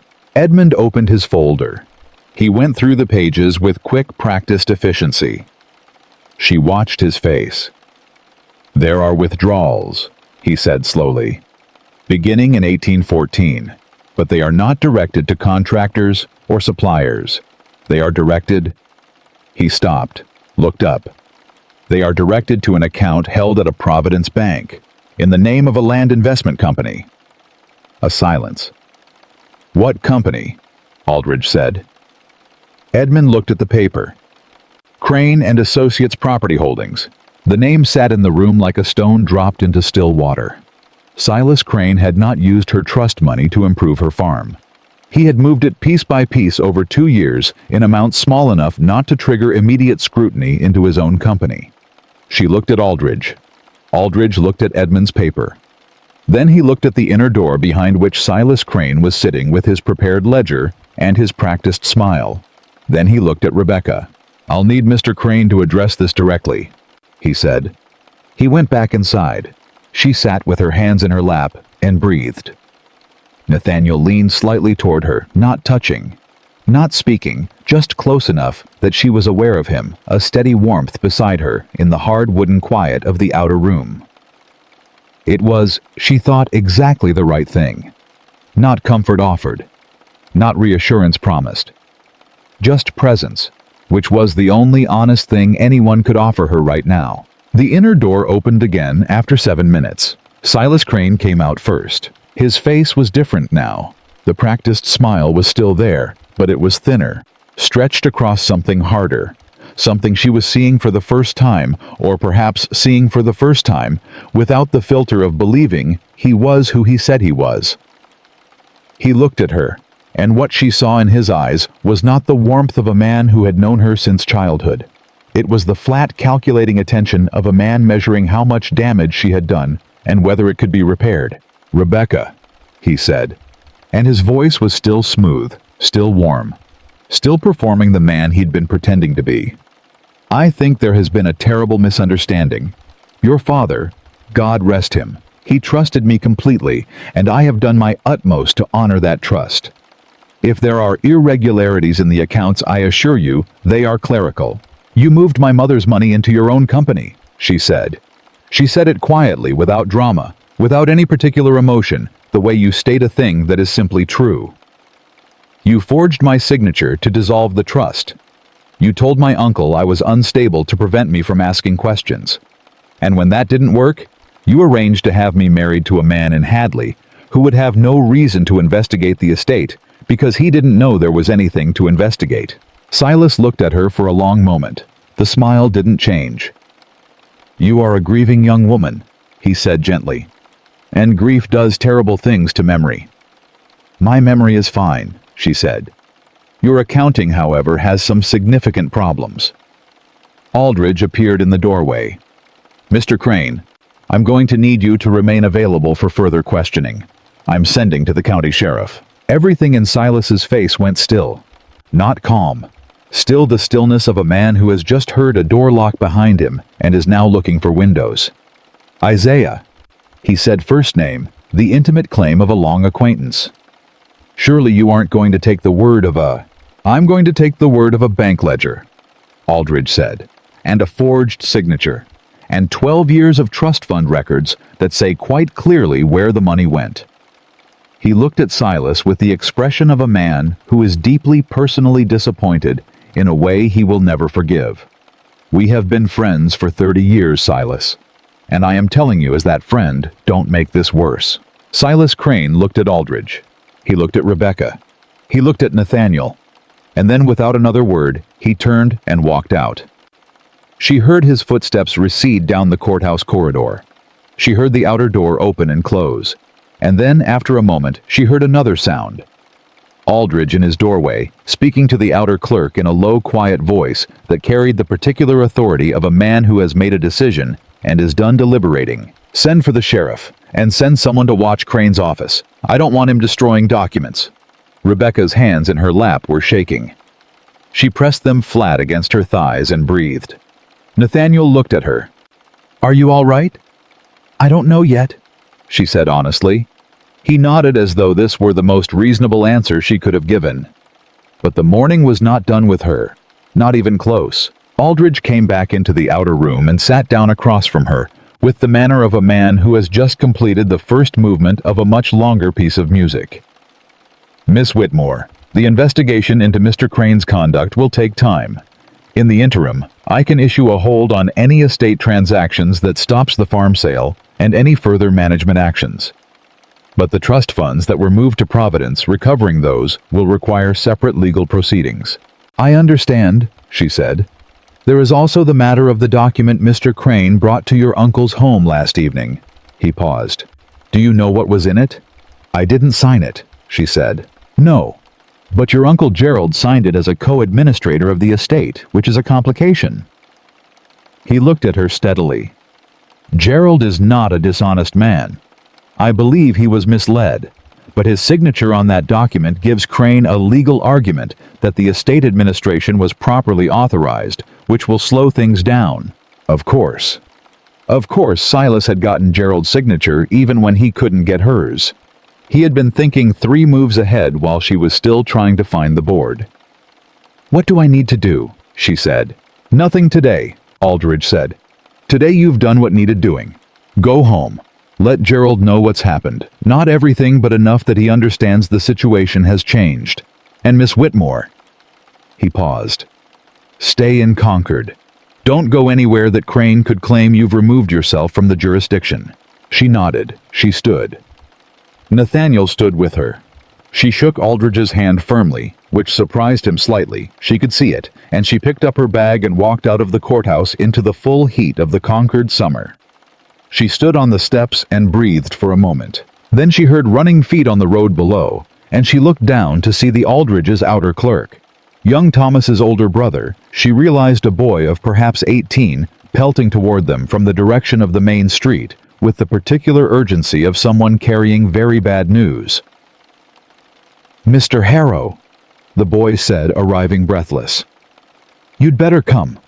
Crane went straight to Gerald Whitmore's house. He's been there 20 minutes. Someone heard shouting." Nathaniel looked at Rebecca. She was already moving.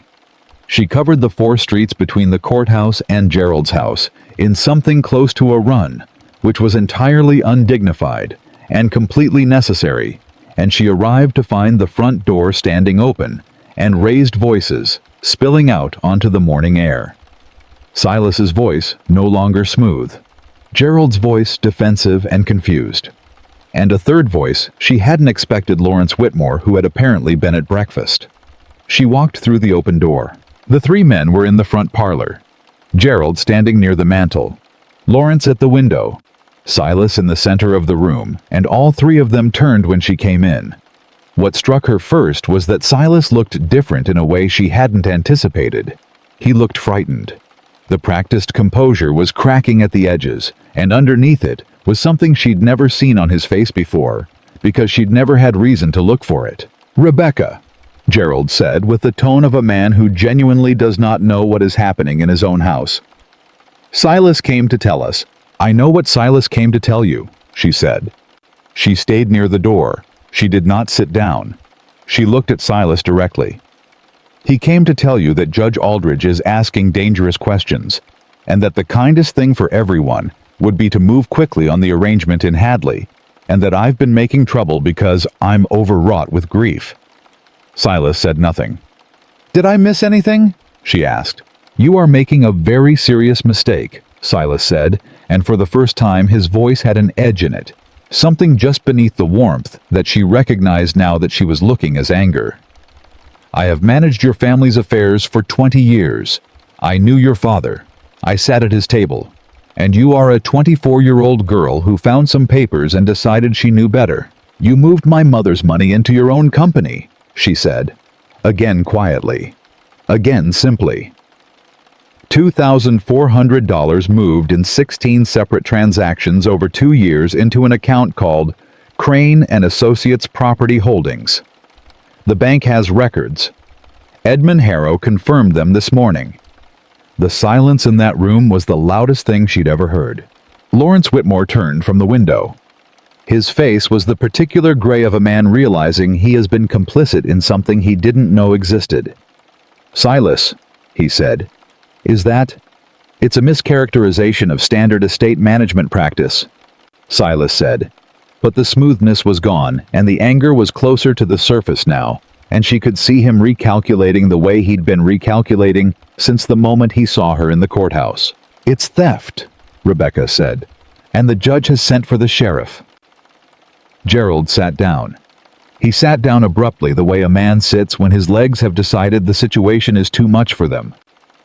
He looked at Silas, really looked at him the way you look at a man when you are trying to reconcile the person in front of you with the person you thought you knew, and something in his face went quiet and old. "You told me she was imagining things," Gerald said. Silas didn't answer. "You told me she was confused, grief-stricken. You said the documents were too complicated for her to understand and that she needed—" Gerald stopped. He pressed his hand flat on the arm of his chair and stared at it. "My God." "Gerald," Silas started.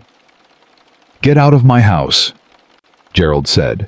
His voice was quiet, the kind of quiet that is not calm, but something that has moved beyond anger into something flatter and harder. "Get out, Silas. Right now." Silas looked at Gerald. He looked at Lawrence. He looked at Rebecca last, and what she saw in his face in that final moment was not remorse. It was the look of a man filing away information, recalculating exits, deciding which damage was salvageable and which was not. "You have made an enemy," he said, quietly, just for her. "A young woman without resources making enemies of powerful men in this town. She does not appear," said Nathaniel Harrow's voice from the doorway behind her, "to be without resources." She had not heard him come in. She did not turn around. But she was aware of him the way you're aware of solid ground after a long time of uncertain footing. A warmth, a steadiness, a thing that held its shape. Silas looked at Nathaniel. He looked at Rebecca. He picked up his hat. He walked out. She heard his footsteps on the front walk. She heard the gate. She heard nothing after that but the summer birds in Gerald's garden and the sound of her own heartbeat, which had apparently been going quite fast for some time without her noticing. "Rebecca," Gerald said from his chair. He sounded about 100 years old. I owe you an—" "Not yet," she said. "I'm sorry, Gerald. Not yet."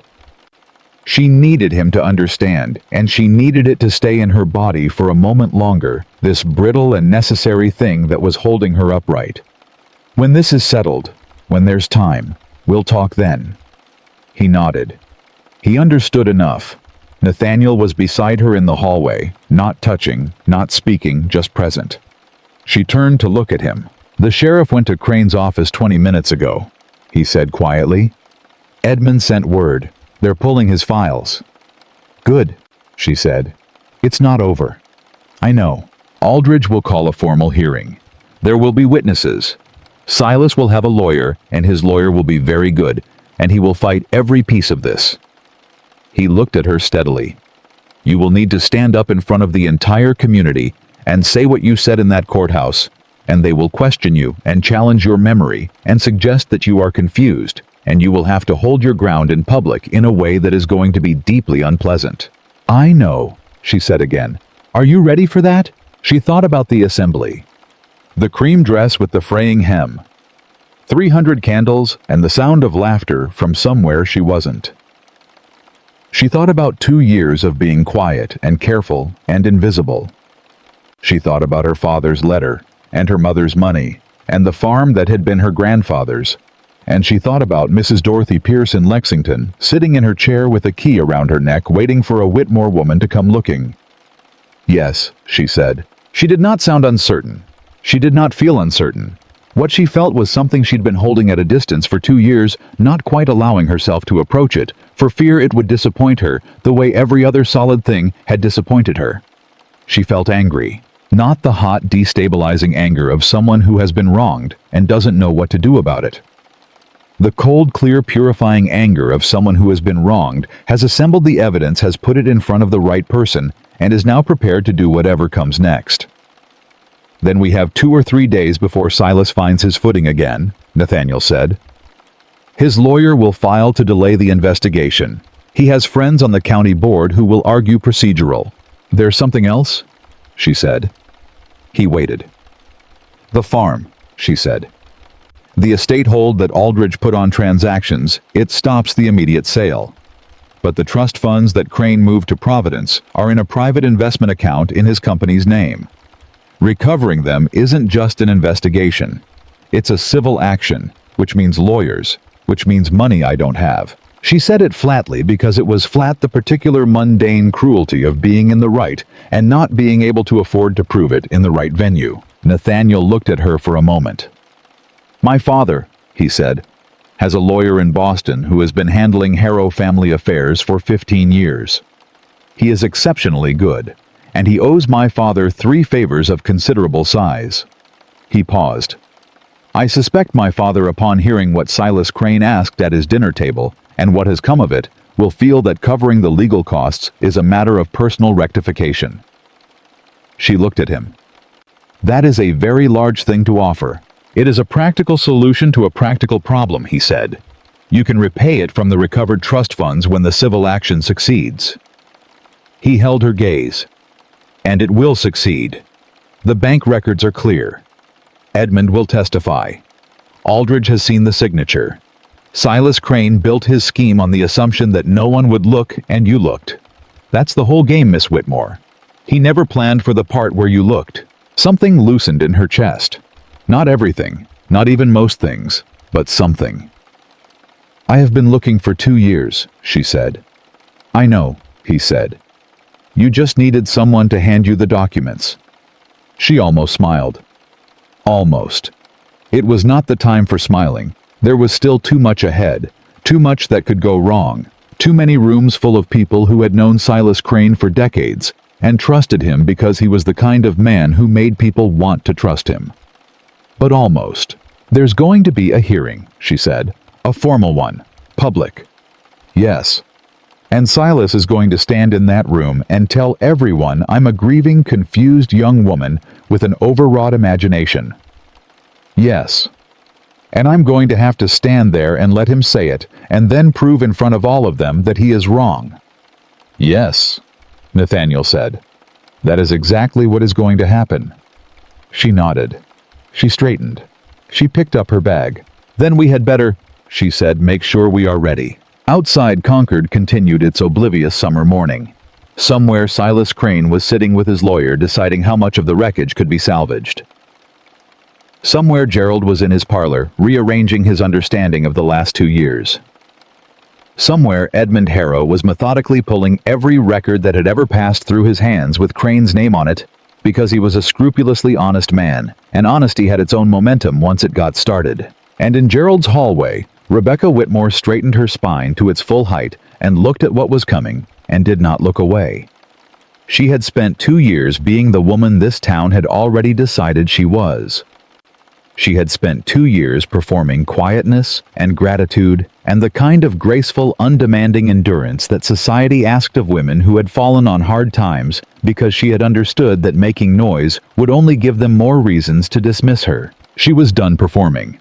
The hearing would come. The room would be full. Silas would speak, and his lawyer would be skilled, and the weight of his reputation would press down on every word she said, like a thumb on a scale. But she had the trust. She had the bank records.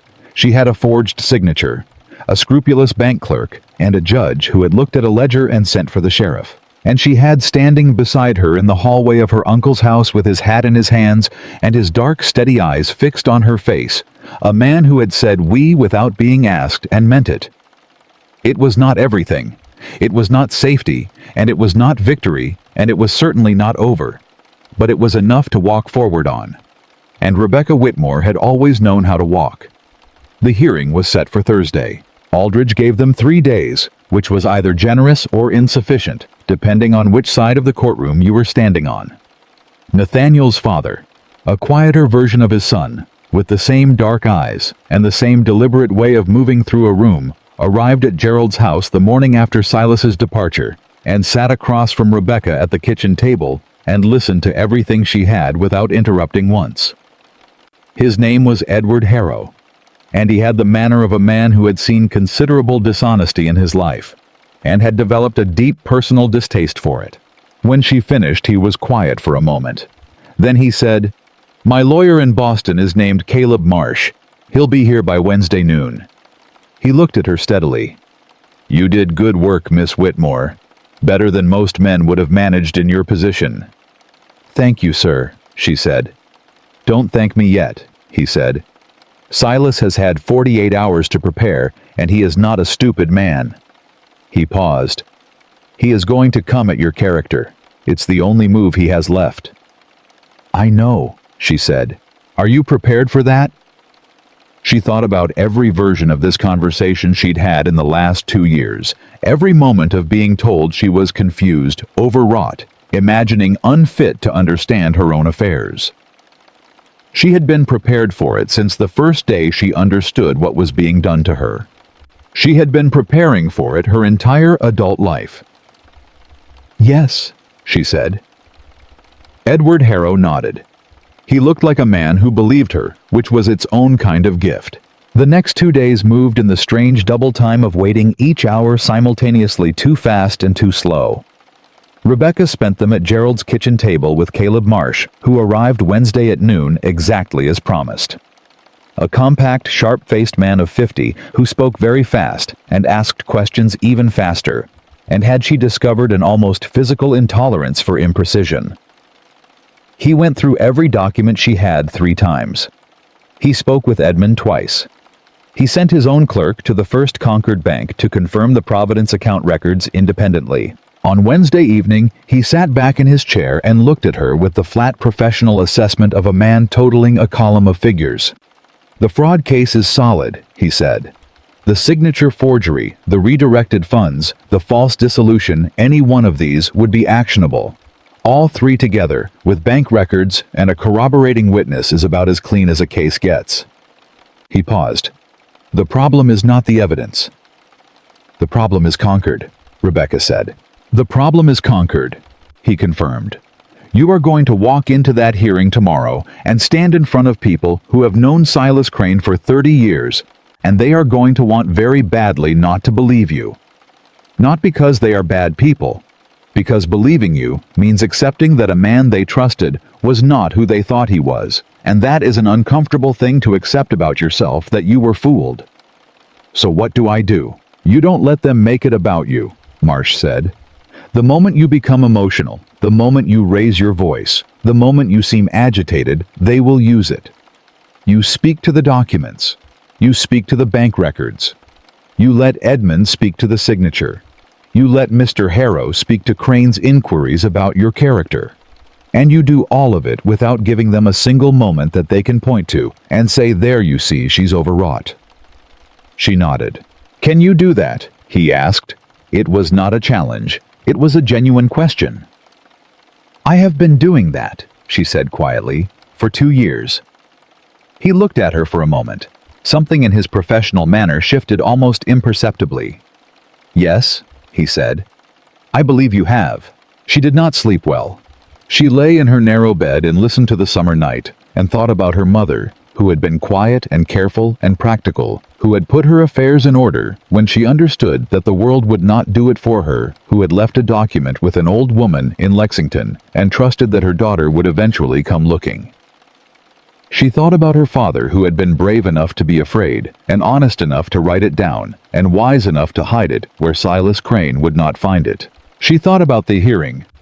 She thought about standing up in a room full of Concord and saying what she knew to be true, while a smooth silver-haired man and his capable lawyer tried to make her look like a grieving girl with an overwrought imagination. She had been a grieving girl. She had been genuinely, deeply, bone-tiredly grieved.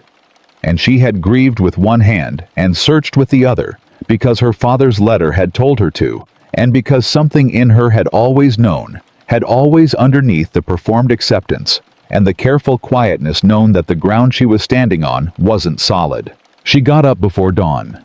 She dressed. She sat at the small desk in her room and wrote 2 letters, one to Mrs. Dorothy Pierce, telling her what had happened, and thanking her for being the kind of woman who kept promises to dead friends. And one to her father, which she would never send, and did not intend to send, but which she needed to write, because there were things you could only say to people who weren't there anymore to be careful around. She sealed them both. She put her father's letter in the small wooden box where she kept the things that mattered. She held Mrs. Pierce's letter in both hands for a moment.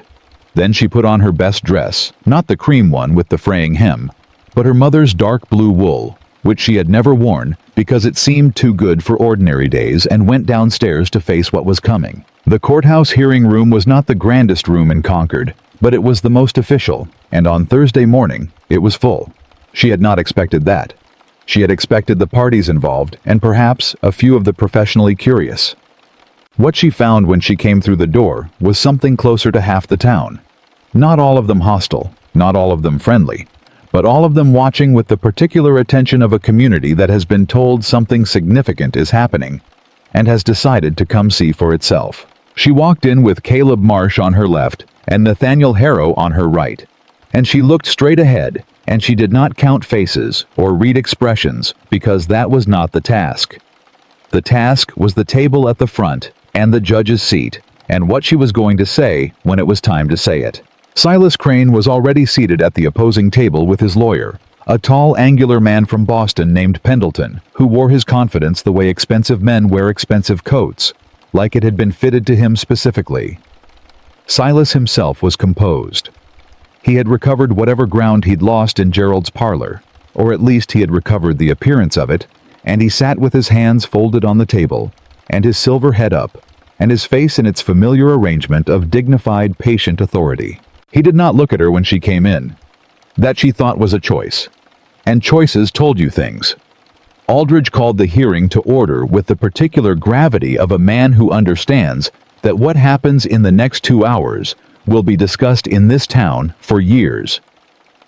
He outlined the matter briefly, the allegations of fraud, the disputed documentation, the bank records in question. He was careful and neutral and thorough, and she was grateful for all 3.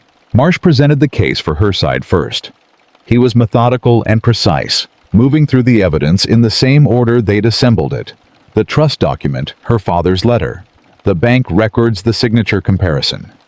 He called Edmund, who testified in the careful, scrupulous, professional manner of a man who has rehearsed his technical language but does not need to rehearse his honesty. Edmund laid out the signature discrepancy with the flat authority of someone who has no personal stake in the outcome other than being correct. Which was, she suspected, the most credible possible way to present it. She watched the room while Edmund spoke. She watched the faces Gerald, who sat in the front row with the expression of a man sitting through his own reckoning. Lawrence Whitmore, standing near the back with his arms folded, his face a complicated negotiation between defensiveness and shame. Caroline Bellamy, who had come with her mother and was watching the proceedings with wide eyes, and none of the bright proprietary confidence she'd had at the assembly. Mrs. Harrow, Nathaniel's mother, in the middle of the room, her face unreadable and her back straight, and her eyes moving between Rebecca and the evidence table with the focused private attention of a woman recalculating. Thomas Aldridge was there too, the host's youngest son, who had brought her sugared almonds at the assembly and told her his mother said he'd grow out of being kind. He was watching Edmund with the expression of a 17-year-old boy, discovering that the world contains things he had not previously suspected. Pendleton cross-examined Edmund with the skilled, probing courtesy of a man trying to find a crack in a stone wall. He questioned the bank's record-keeping practices. He questioned whether the signature discrepancy might be attributable to changes in a person's handwriting over time, particularly under emotional distress. He questioned whether the Providence account might represent legitimate estate investment practice rather than misappropriation. Edmund answered each question with the same measured, precise, unflappable patience. He did not get flustered. He did not get emotional. He simply knew what the record said, and he said it, and no amount of skilled questioning changed what the record said. When Edmund stepped back, Pendleton presented Silas's explanation, the same one he'd offered Aldridge 2 days ago, but refined, now smoother, wrapped in legal language and supporting documentation that had apparently materialized in the last 48 hours with impressive speed. The verbal authorization from her father. The estate improvement account. The dissolution meeting in December of 1815. And then Pendleton called his first witness, her Uncle Lawrence. She had not expected this. She should have, and she knew it the moment he walked to the front of the room, but she had not. Lawrence sat down and looked at his hands, and confirmed in the careful, reluctant tone of a man who has been told what to say, and doesn't entirely want to say it, that he had been present at a meeting in January of 1816, where Silas had presented the estate accounts, and Rebecca had been present, and seemed confused, seemed distressed, seemed unable to follow the accounting clearly. She kept asking about the trust, Lawrence said. Silas explained it to her twice. She seemed she wasn't herself. We were all concerned. The room shifted. She felt it, the subtle collective lean of a crowd receiving a piece of information it recognizes as convenient, the way people reach for explanations that let them keep the world the shape it's always been. Marsh stood. Mr. Whitmore at this meeting in January 1816 was Miss Whitmore presented with any documents to sign. Lawrence hesitated. I believe there were some papers. Did you see her sign them? Another hesitation. I stepped out briefly, for perhaps 10 minutes. So you cannot personally confirm that she signed any document at that meeting? I know, not directly. Thank you, Marsh said. He sat down. The room shifted back slightly, not all the way, but slightly. Then Pendleton said, I'd like to call one further witness. He paused. Miss Caroline Bellamy. Rebecca went very still. Caroline came to the front of the room with high color in her cheeks, and the look of a woman who has been told to do something she would very much prefer not to do. She sat down. She folded her hands in her lap exactly the way her mother had taught her. She did not look at Rebecca. Miss Bellamy, Pendleton said. You are acquainted with Miss Whitmore? Yes, Caroline said. Yes. At the Aldridge Assembly 3 weeks ago, did you observe Miss Whitmore's behavior? Caroline stopped. She looked at her hands. Yes. Would you describe her as composed and rational? A silence. It was not a long silence. Perhaps 4 seconds. But in those 4 seconds, Rebecca watched something happen on Caroline Bellamy's face that she had not seen there before, and would not have predicted a visible internal struggle, quick and real and entirely unperformed. She was composed, Caroline said. Was she distressed? Another pause. She was in a difficult social situation. Anyone would have been uncomfortable. But her behavior was erratic, overwrought. No, Caroline said, quietly but clearly. She was not erratic. She was the most composed person in the room. She looked up, and for the first time since she'd sat down, she looked directly at Rebecca. She's always the most composed person in the room. I've said unkind things about her. I said them because it was fashionable and because she couldn't defend herself. But she was never what we said she was. The room was very quiet. Pendleton looked at Caroline with the expression of a man whose witness has just handed the opposing side a sword. Miss Bellamy. I'm sorry, Caroline said. She was looking at Rebecca when she said it. I am genuinely sorry. Pendleton said carefully, no further questions. The silence held for another moment. Then Marsh stood and said quietly, "The plaintiff will now speak." Rebecca stood. She walked to the front of the room. She turned and faced it, all of it, all of them, all 300 years of conquered respectability and judgment, and the weight of what people believed about women who asked questions and caused trouble and refused to be arranged into convenient marriages in Hadley. She looked at the room for a moment without speaking. Then she said, "My mother set up that trust when I was 2 years old. She was 31, and she knew she was dying, and she wanted to make sure I would be all right. She put $2,400 in a legal account, and she had it witnessed and sealed, and she put a provision in it that said the farm could not be sold without my consent. She did that because she understood that the world did not automatically protect women, and she wanted to protect me." She paused. "Silas Crane has managed my family's affairs for 20 years. He sat at my father's table. He came to my father's funeral and wept, and I believed his grief because I had no reason not to, and because I was 22 years old, and my father had just died, and I needed to believe that the people around me were what they appeared to be." She looked at Silas directly. He met her gaze. The practiced smile was gone. He just looked at her, and she looked back, and she did not look away. "I am not here because I am confused," she said. "I am not here because I am overwrought or grieving or imagining things or unable to understand complex accounting. I am here because my mother put her affairs in order to protect me, and a man I trusted spent 2 years systematically dismantling that protection and calling me unstable when I asked questions about it. I am here because the bank records show exactly where my mother's money went. And I am here because the signature on that dissolution document is not mine, and Edmund Harrow, who has been a clerk at the First Concord Bank for 11 years, has confirmed under oath that it is not mine." She stopped. She let the room breathe. "I did not come here to destroy a man's reputation," she said. "I came here to get back what belongs to me, my mother's trust, my father's farm, the right to manage my own affairs without being told that I am not capable of understanding them." She looked at Aldridge. "That is all I am asking for. Nothing that isn't already mine." She sat down. The room was so quiet, she could hear the summer birds through the high courthouse windows. And then Silas Crane's lawyer stood, and she understood that the second half of the morning was beginning, and that what came next was going to be harder than what she'd just done. Pendleton approached the front of the room with the measured confidence of a man who has done this many times and knows that composure is the most powerful tool in any room. "Miss Whitmore," he said, and his voice was not unkind. That was the skill of him, the way he could be gentle and cutting simultaneously. "I want to be careful here because I understand this has been an extremely difficult period for you."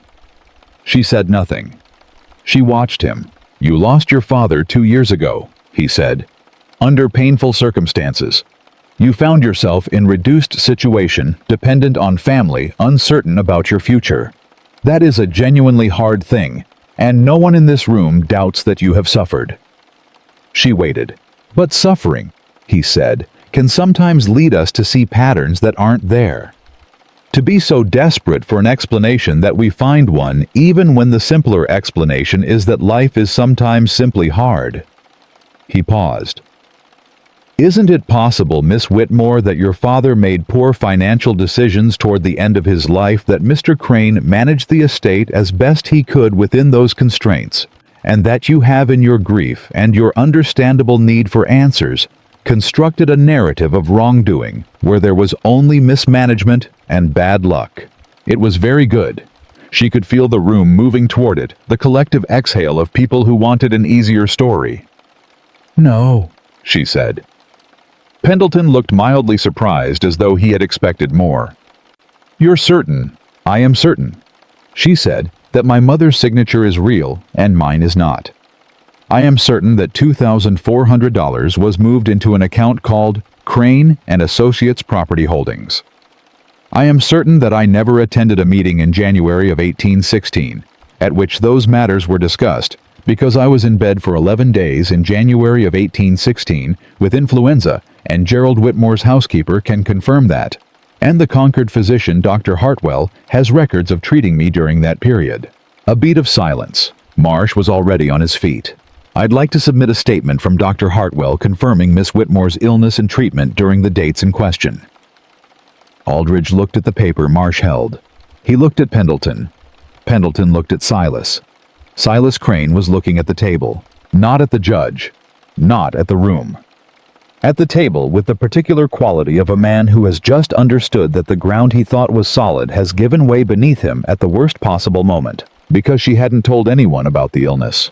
She hadn't mentioned it to Marsh until last night, when he'd asked her for the third time to walk him through every day of January 1816, and she'd said almost impatiently, "I was in bed with influenza. Gerald's housekeeper Ellen brought me broth for 11 days. I didn't go anywhere." Marsh had looked at her for a very long moment. Then he'd gone to find Dr. Hartwell. She had not attended the January meeting because she could not have attended the January meeting, which meant the man who claimed she had attended it was lying, which meant the man who claimed she had signed a document at it was lying about that too. And Silas Crane, who had built his entire defense on the story of a bereaved, confused young woman who couldn't remember what she'd agreed to. Silas Crane had not known about the influenza because he had not been there, and he had not known because he had not needed to know, because he had assumed that a young woman alone and without allies would simply not be able to prove what she knew. He had not planned for the part where she could. Pendleton recovered quickly. He was a very good lawyer, and very good lawyers did not show when they'd been hit. He shifted angles. He questioned the reliability of medical records for 11-day illnesses. He questioned whether Ellen the housekeeper's recollection after 2 years would be legally sufficient. He was smooth, and he was skilled, and he was. Rebecca could see working very hard. But the room had shifted again, and this time it did not shift back. She could feel it, the change in how the crowd held itself, the particular quality of silence that happens when a group of people is revising its understanding of something it thought it knew. She could feel Gerald in the front row sitting differently than he'd been sitting an hour ago. She could feel Lawrence at the back uncrossing his arms. She could feel Mrs. Harrow in the middle watching Silas with an expression she had not worn when she'd walked in. And she could feel, without looking, Nathaniel steady and still and present behind her, the way he'd been present in the corridor at the assembly, the way he'd been present in the street and the courthouse and the hallway, not doing the thing for her, but refusing to leave her to do it alone. Pendleton concluded. He sat. He said something to Silas in a low voice. Silas did not respond. Aldridge looked at the room. He looked at Rebecca. He looked at the evidence on the table before him, the trust document, the bank records, the signature comparison. Edmund's testimony, Hartwell's medical statement, Caroline Bellamy's unexpected and very public reversal. He looked at Silas Crane for a long moment. Silas met his eyes, and something passed between them. Something that had nothing to do with law or evidence or procedure, something older and more personal. The look of two men who have known each other for 30 years and are now looking at each other across a distance that cannot be closed. "I'm going to take a brief recess," Aldridge said. He was gone for 22 minutes. She counted them. During those 22 minutes, the room rearranged itself physically. People shifting and gathering in small clusters, the low murmur of a community processing. She sat at the front table with her hands folded and her back straight, and Marsh beside her, making quiet, precise notes on his papers, and she did not turn around. She heard voices, some she recognized, and some she didn't, and she let them pass without turning toward them. Then she heard a sound she did recognize, footsteps, deliberate, and heading toward her, and she turned to find Gerald standing behind her.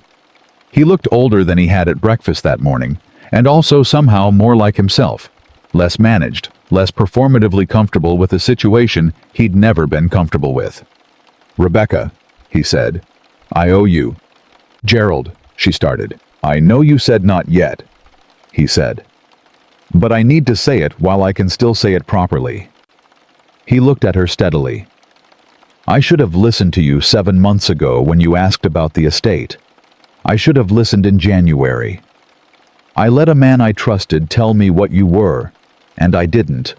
I didn't look at you to see if it was true." He paused. "I'm sorry. I am genuinely deeply sorry. I am." She held his gaze. She thought about 2 years of carefully not burdening Gerald, of performing acceptance, of working quietly around the edges of the space he'd allowed her. She thought about how much easier everything would have been if he'd simply listened. "I know," she said. "Thank you, Gerald." It was not forgiveness quite. It was the beginning of the road toward it, which was the honest thing, and he seemed to understand that, and he nodded and went back to his seat. Aldridge returned at the 22nd minute. He settled into his chair with the weight of a man carrying a verdict he's already formed. "I've reviewed the documentation," he said, "and I've heard the testimony, and I want to be direct because I believe this situation calls for directness." He looked at Silas. "Mr. Crane, the bank records are not ambiguous. The signature discrepancy is not ambiguous. Miss Whitmore's documented illness makes the January 1816 meeting account impossible to sustain." He paused. "What I have before me is not a case of clerical irregularity or estate mismanagement. It is a case of deliberate, sustained, premeditated fraud against a young woman who had the misfortune of trusting the wrong person at the most vulnerable moment of her life." The room was absolutely still. "The estate hold will remain in place," Aldridge said. "The sheriff will take formal charge of Mr. Crane's professional records today. The civil action for recovery of the trust funds will proceed, and I am personally recommending to the county prosecutor that criminal charges be considered." He looked at Crane once more, that long, private 30-year look. "I'm sorry, Silas. I am genuinely sorry. But not as sorry as she deserved better." Silas Crane sat with his hands folded on the table and said nothing. She watched his face. The practiced smile was gone entirely now, and what was underneath it was something she had never seen there before, because it had never been allowed to show the face of a man looking at the collapse of something he'd spent years building and knowing there was nothing left to manage. She felt no triumph. She had expected to, and she didn't. What she felt was quieter than that. A stillness, like a room after a long storm, when the sound stops and the air settles, and you understand for the first time in a long time that you are no longer braced for impact. Then she heard from somewhere in the middle of the room a single sound. Someone had begun to clap. A single pair of hands, tentative at first. Thomas Aldridge, she thought from the direction, because of course it was Thomas. And then before she'd fully processed it more. Not everyone. Not Pendleton, and not Mrs. Harrow, and not Lawrence Whitmore, who stood at the back with the expression of a man swallowing something difficult. But enough. Enough that it filled the room, and the sound of it was the most unexpected thing she'd experienced in 3 weeks of unexpected things. She stood because it felt wrong to sit while the room was doing that. She stood and she did not cry. She had known she would not cry, because she had already spent the crying portion of this ordeal in private, in the appropriate place, which was alone in a borrowed room at 4 in the morning. And she looked at the room, and allowed herself one small, real, unperformed moment of being exactly where she was. Nathaniel was behind her. She knew without turning. He had been there the whole time. She turned anyway. He was standing as he'd stood from the moment Aldridge returned, with his hands at his sides and his hat in one hand and his dark eyes on her face.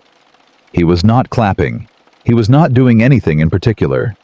He was just looking at her with the same expression he'd had in that corridor 3 weeks ago, the careful, attending, unhurried look of a man who has seen something he is not going to forget. "Well," she said. "Well," he said. It was not the moment she thought for anything more than that. The room was still full. Marsh was gathering papers. Aldridge was speaking to the court clerk. The whole complicated machinery of what came next was already beginning to move around her, and there would be time, months of it. Probably lawyers and proceedings and the slow work of recovering what had been taken before anything was fully resolved. But it had begun. It had truly, properly, irrevocably begun, and no one in Concord could pretend they hadn't seen it, and Silas Crane could not now make the story go away, because the story had been told in front of all of them. She turned back to the room. She squared her shoulders. She nodded at Marsh, who nodded back with the brisk satisfaction of a man who has done exactly what he was paid to do, and done it well. Outside the courthouse, the summer sun was high, and the street was Concord. being conquered, except that it would never quite be the same conquered it had been this morning. She understood that. Communities changed slowly and incompletely, and without any clear moment of transformation, but they changed, and what had happened in that room today was the kind of thing that changed them. She was standing on the courthouse steps when she heard footsteps behind her, and turned to find Caroline Bellamy alone. No mother, no entourage, no fashionable context to soften the moment. "Miss Whitmore," Caroline said. She looked very young without the bright confidence. She looked like what she actually was, which was a 22-year-old woman who had done something she was ashamed of and was trying to find the right way to say so. "I meant what I said in there. I am sorry, for all of it. The dress comment, the assembly, all the times She stopped. "I was unkind because it cost me nothing and it made me feel I don't know. Better somehow. Which is the worst possible reason." Rebecca looked at her for a moment. She thought about the assembly, the cream dress, the fraying hem, the practiced smile, the comment about her mother's practicality. She thought about what it had cost her to absorb that and keep moving. "I know why you did it," she said. "I'm not going to pretend it didn't matter because it did. But I also know that what you said in that room today was not a small thing, and I appreciate it." She paused. "We can start there." Caroline nodded. Something in her face released, not entirely, not all at once, but the beginning of it. "Your mother had excellent taste," Caroline said quietly. "That blue dress is beautiful." And Rebecca on the courthouse steps in the Concord summer looked at Caroline Bellamy and allowed herself a real, full, unguarded smile. "Yes," she said. She did. The weeks that followed the hearing moved the way all consequential things move, not in one clean sweep, but in pieces, each one requiring its own effort, its own patience, its own particular form of endurance. Silas Crane did not go quietly. She had not expected him to. His lawyer filed 3 procedural motions in the first week alone, each designed to slow the investigation to create breathing room, to give Silas time to manage whatever could still be managed. Caleb Marsh answered every motion with the flat, efficient precision of a man who had seen this playbook before and found it tedious. Edmund Harrow spent 4 days at the county clerk's office going through every estate transaction Silas had filed in the last decade, and what he found there: additional accounts, additional redirections. 3 other families whose estates bore the fingerprints of the same careful, systematic theft turned a fraud case into something considerably larger and considerably uglier. Rebecca heard about the other families on a Tuesday morning from Marsh over the kitchen table at Gerald's house, where they had been meeting every other day since the hearing. Marsh laid the information out with his usual brisk efficiency, and she listened, and when he finished, she sat with it for a moment. "How many?" she said. 3 confirmed, Marsh said. "Possibly more. Edmund is still looking." He paused. 2 of them are widows. One is an elderly man whose son handled his affairs. All of them were told there was nothing to question. She pressed her hands flat on the table. "He was systematic." "He was very systematic," Marsh said. "He identified estates where the beneficiaries were isolated, grieving, and without advocates. He moved slowly enough that nothing looked sudden. And he relied on his own reputation as the most effective defense." He looked at her steadily. "You were not the first, Miss Whitmore, but you may well be the last." She thought about the other families. She thought about the widows, women like her probably, who had trusted a man with a practiced smile and a 30-year reputation, who had been told they were confused when they asked questions, who had perhaps stopped asking. She thought about what it had taken for her to get to that courthouse, the letter in the attic trunk, Mrs. Pierce in Lexington, Edmund's scrupulous honesty, Nathaniel's measured, steady presence, and she understood with a clarity that sat heavy in her chest that most people did not have all of those things lined up when they needed them. "Will the other families be able to recover their funds?" she asked. "Some," Marsh said. "Depends on what's left in the company accounts and what's been reinvested. It will take time." He paused again in the way he paused when he was about to say something he considered significant. "Miss Whitmore, the prosecutor is moving toward criminal charges, forgery, fraud, breach of fiduciary duty. If those charges are filed and the trial proceeds, you will be called as the primary witness. You will have to testify in open court in detail for as long as the prosecution needs you." "I know," she said. "It will be very public.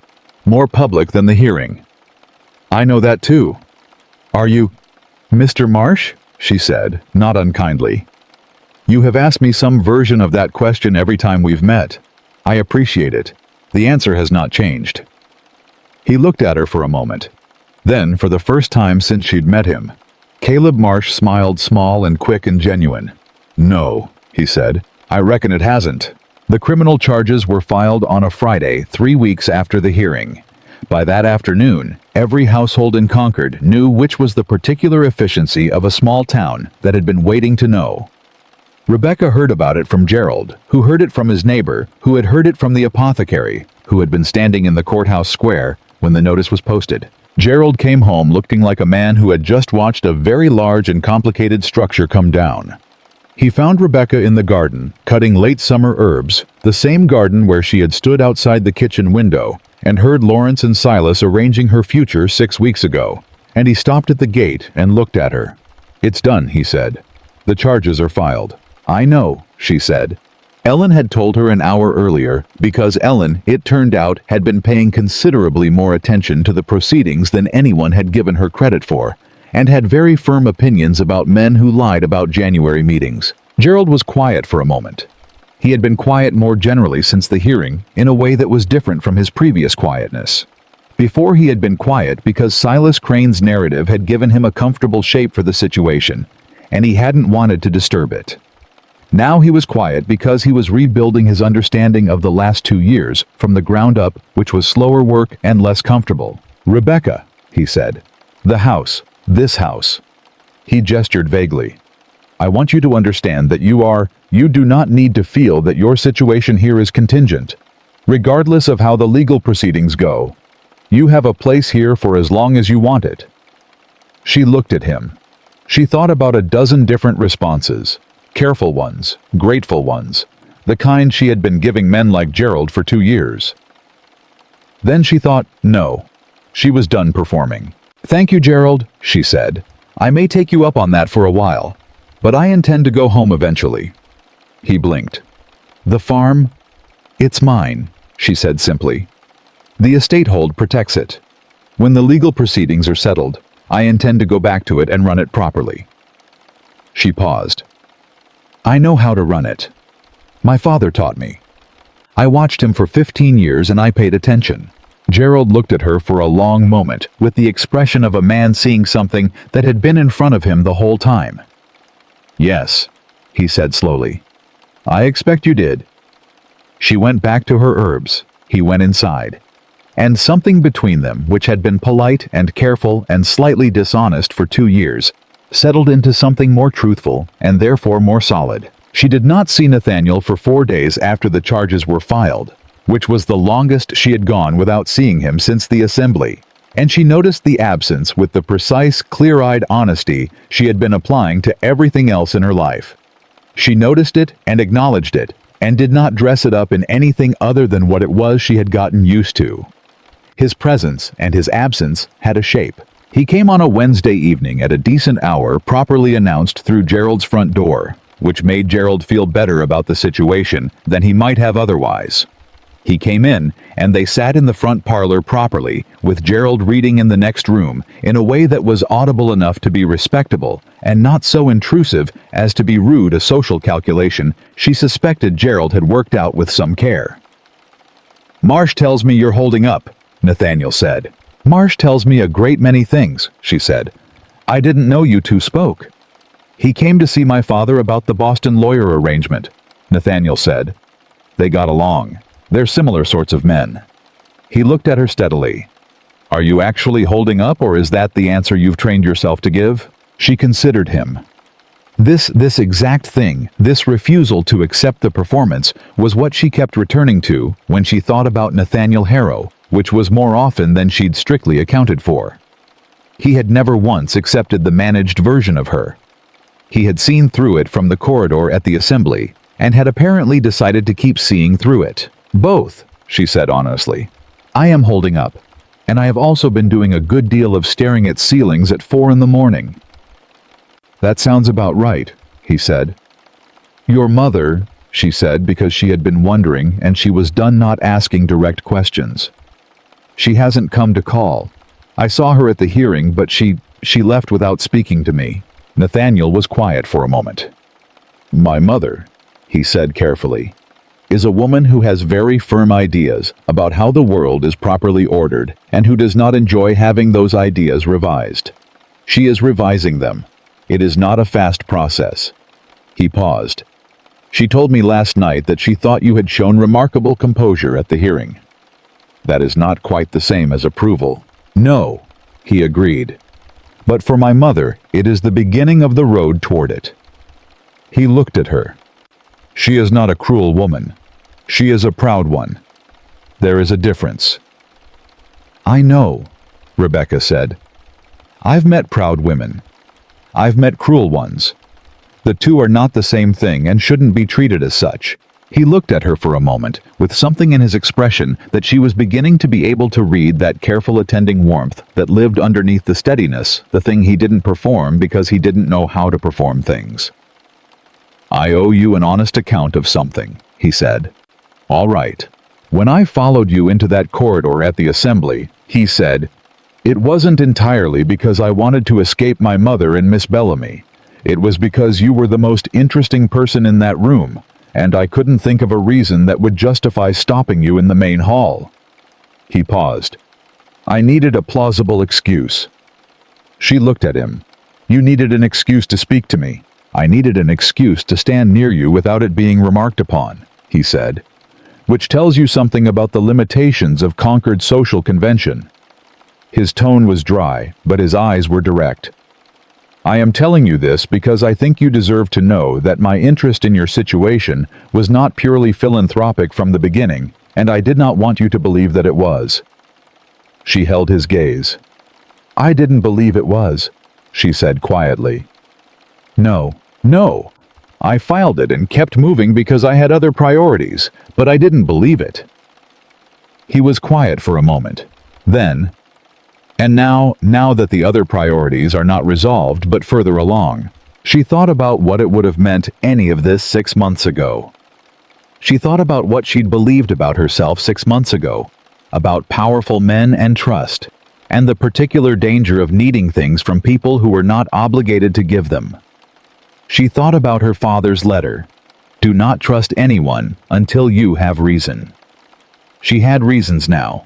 She had assembled them the same way she'd assembled the bank records carefully, one piece at a time, tested before relied upon. "Now," she said, "I think the priorities are far enough along that I can afford to think about other things." Something in his face changed very slightly, in the way it changed when he was choosing not to perform a response, letting the real one come through instead. "I am glad to hear it," he said. From the next room, Gerald turned a page with perhaps slightly more energy than the page required. They both heard it. They both did not acknowledge it. And in the comfortable, slightly conspiratorial space of that shared non-acknowledgement, something settled between them that was warmer and more honest than anything either of them had said out loud. He stayed for another hour. They talked about the farm. She told him her plans for it, the crops her father had grown, the changes she thought could be made, the particular field on the eastern boundary that flooded every spring and had been flooding since her grandfather's time, and needed drainage work that nobody had ever quite gotten around to. She talked about it the way she talked about things she loved, which was directly and in detail. And he listened, the way he listened to things that mattered to him, which was with his full attention and almost no interruption. When he left, he paused at the parlor door. "Miss Whitmore," he said, "when the legal proceedings are settled, when you're ready to go back to the farm, I'd like to help with the eastern field, if you'll allow it." She looked at him. "That is a very practical way of saying something." "I'm a practical man," he said. "You're not actually," she said. "You're a man who presents himself as practical because it gives him somewhere to stand." She said it without heat, simply and directly, the way she said things that were true. "But I appreciate the offer. And yes, when the time comes, I'll allow it." He nodded. His hat turned once in his hands, and then he was gone, and the house settled back into its summer evening quiet, and Gerald appeared in the parlor doorway with a look of profound innocence that fooled neither of them. "Tea," he said. "Yes, please," she said.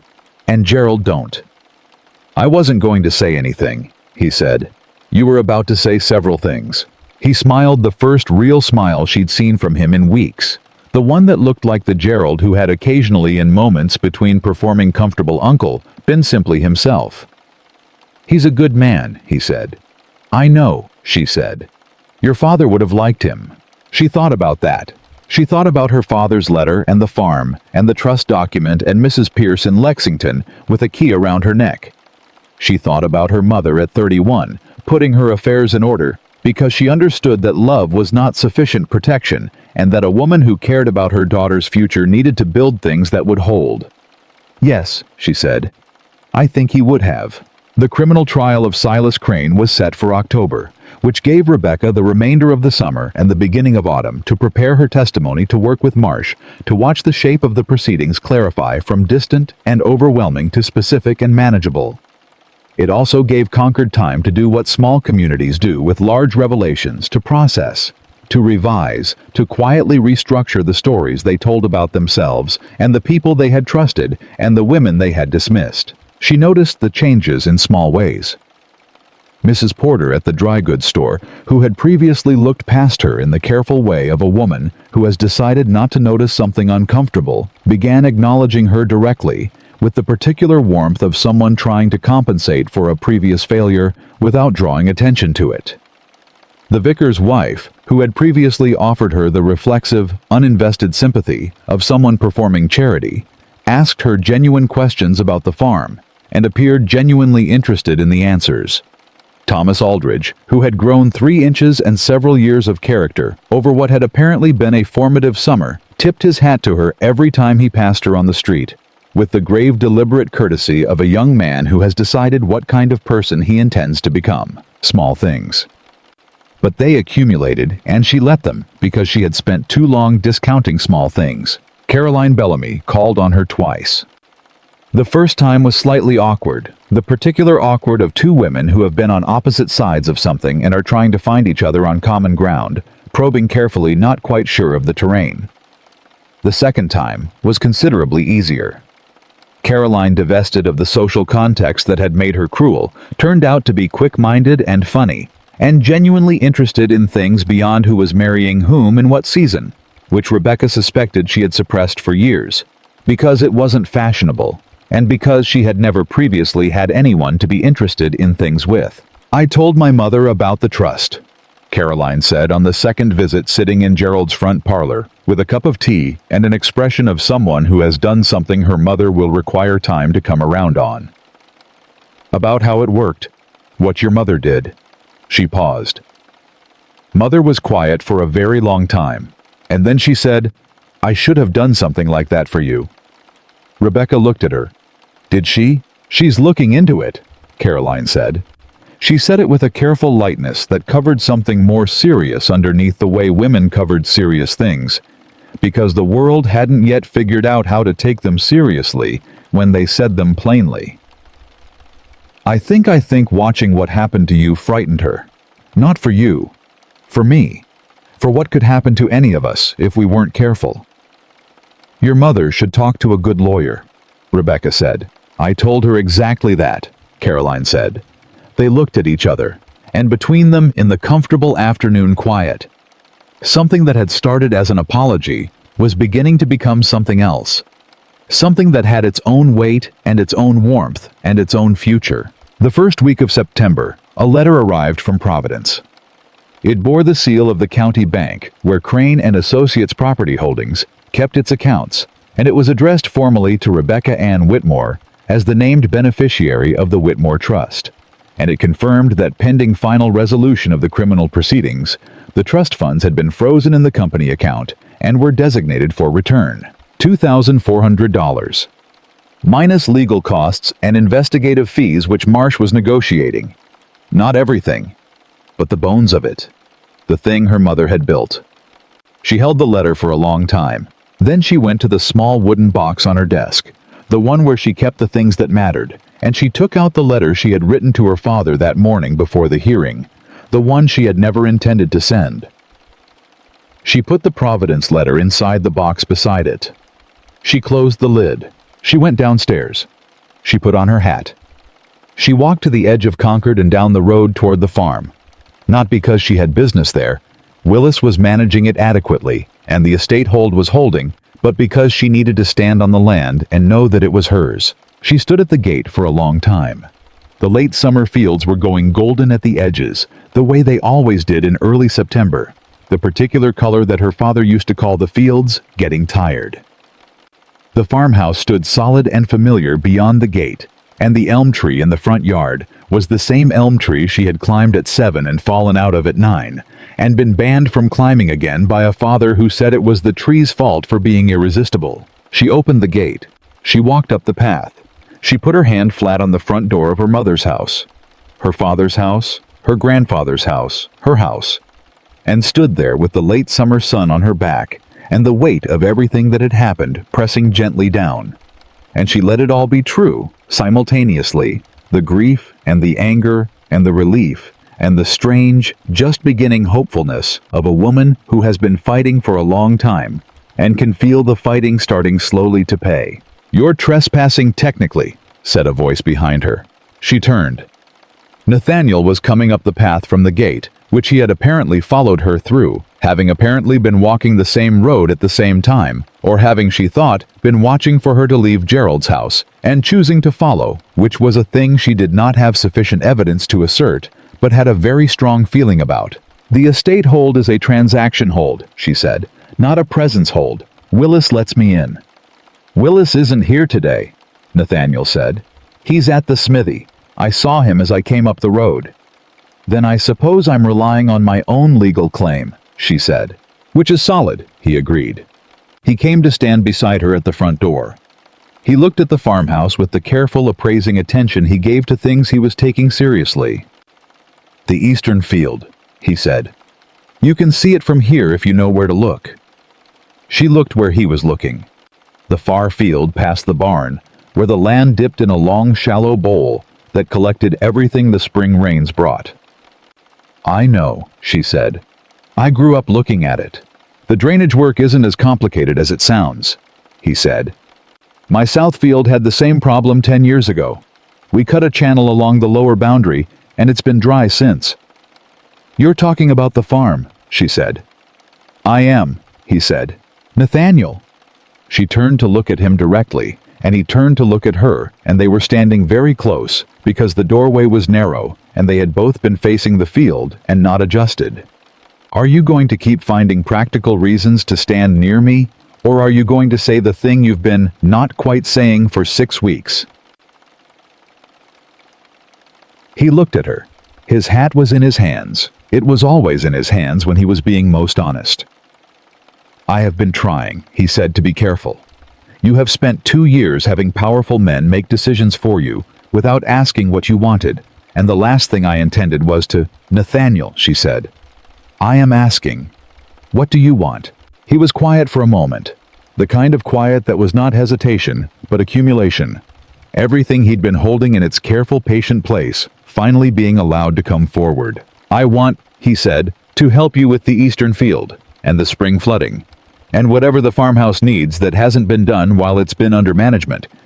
And I want to have this conversation again in a year and hear what you've made of this place." He paused.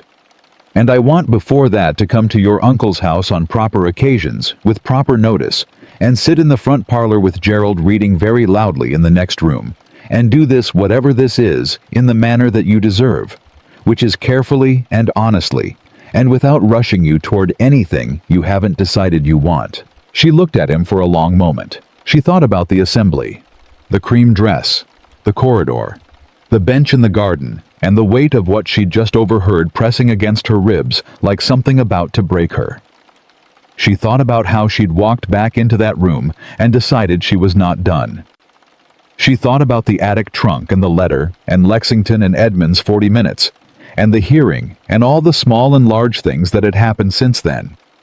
And she thought about Nathaniel Harrow, standing in every hard moment slightly to her right, not doing the thing for her, not doing the thing for her, just present.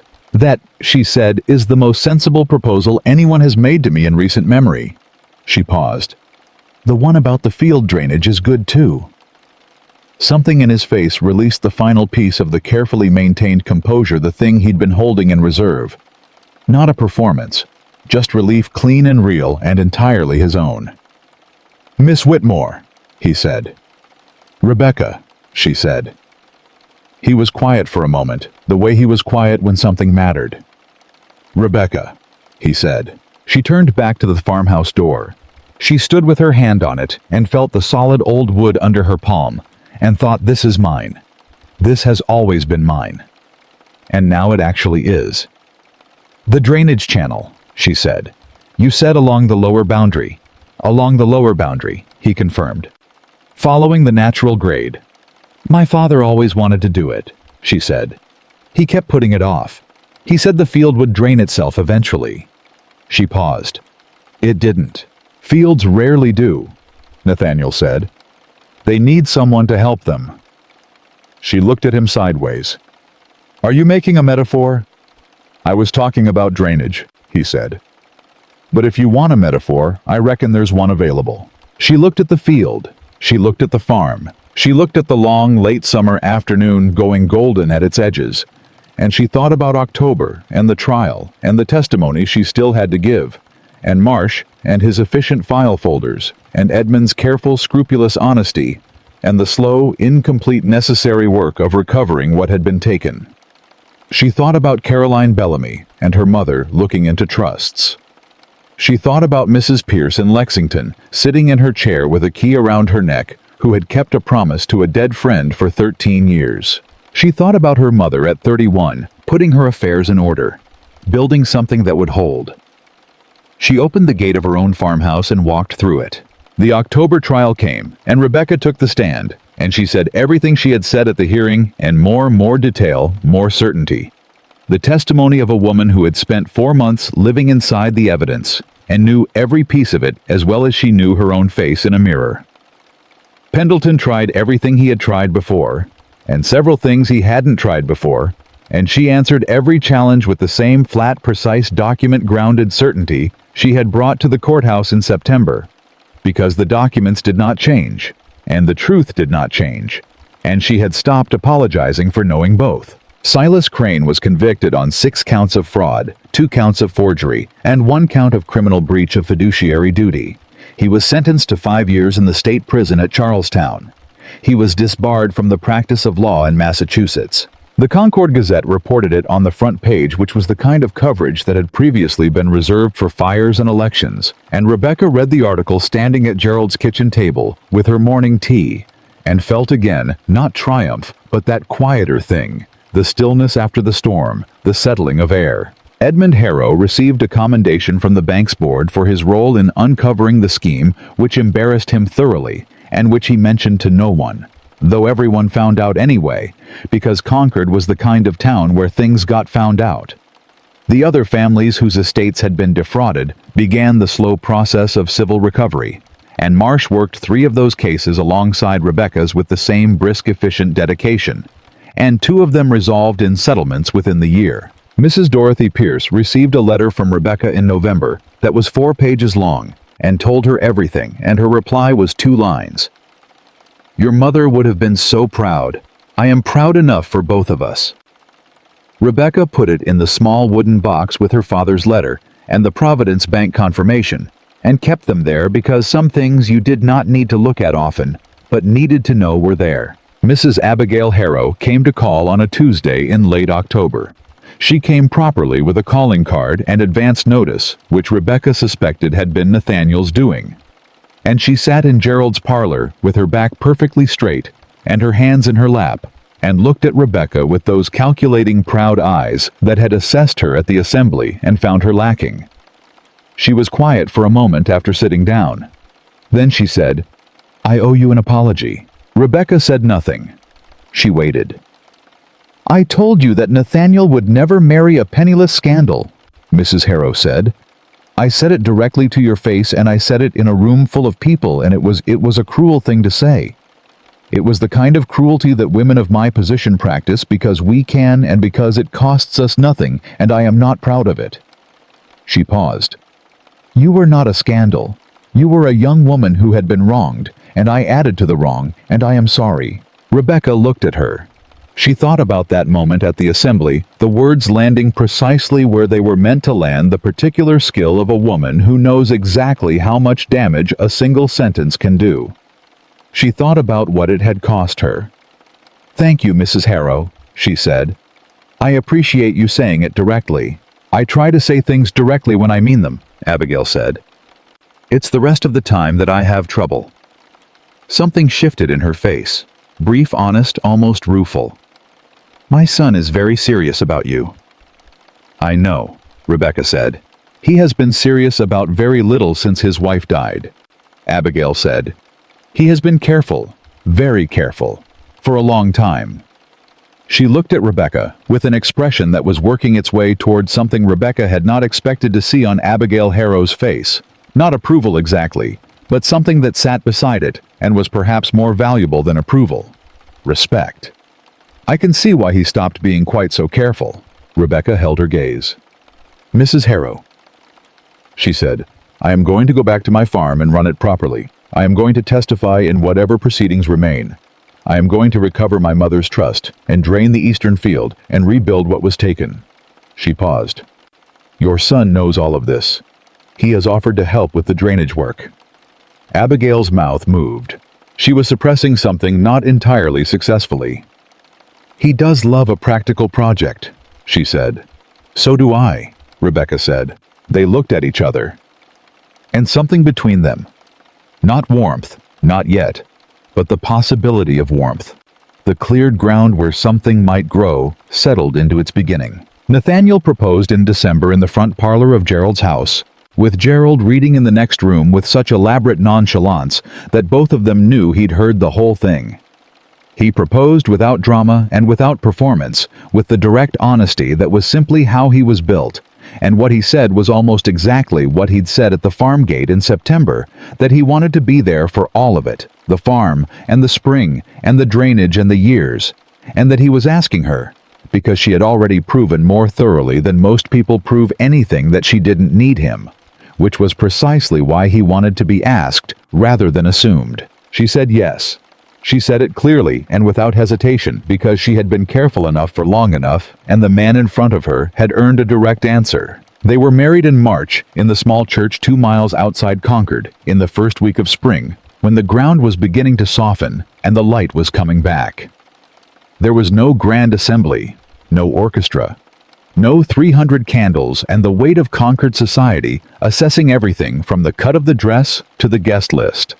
There were witnesses who mattered: Gerald, who wept quietly and without embarrassment; Edmund, bespectacled and precisely on time; Caroline Bellamy, who had become in the months between October and March something Rebecca had not anticipated and was deeply grateful for; and Mrs. Dorothy Pierce, who had made the journey from Lexington in a hired coach because she said she had promised Rebecca's mother she would look after the girl, and looking after the girl apparently included witnessing the good things. Mrs. Harrow sat in the front pew in her best blue silk, her back straight as ever, and cried once quickly privately, in the way of women who have decided to feel something but have not yet decided to be seen feeling it. And Rebecca saw it and said nothing, and loved her a little for it.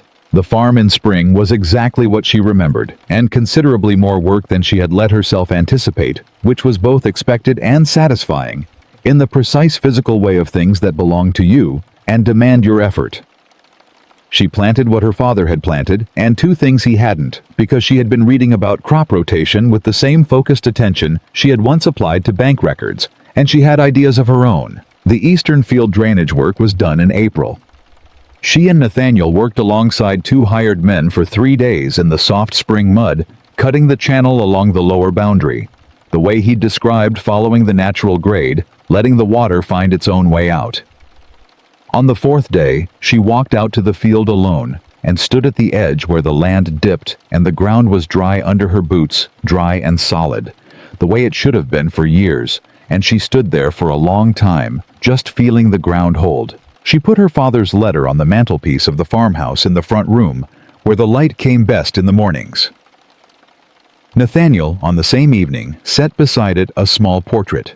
Miniature, a woman with dark eyes and a serious face. His wife Eleanor, who had died 4 winters ago, and whom he had mourned in the careful, contained way of a man who did not know how to put things down.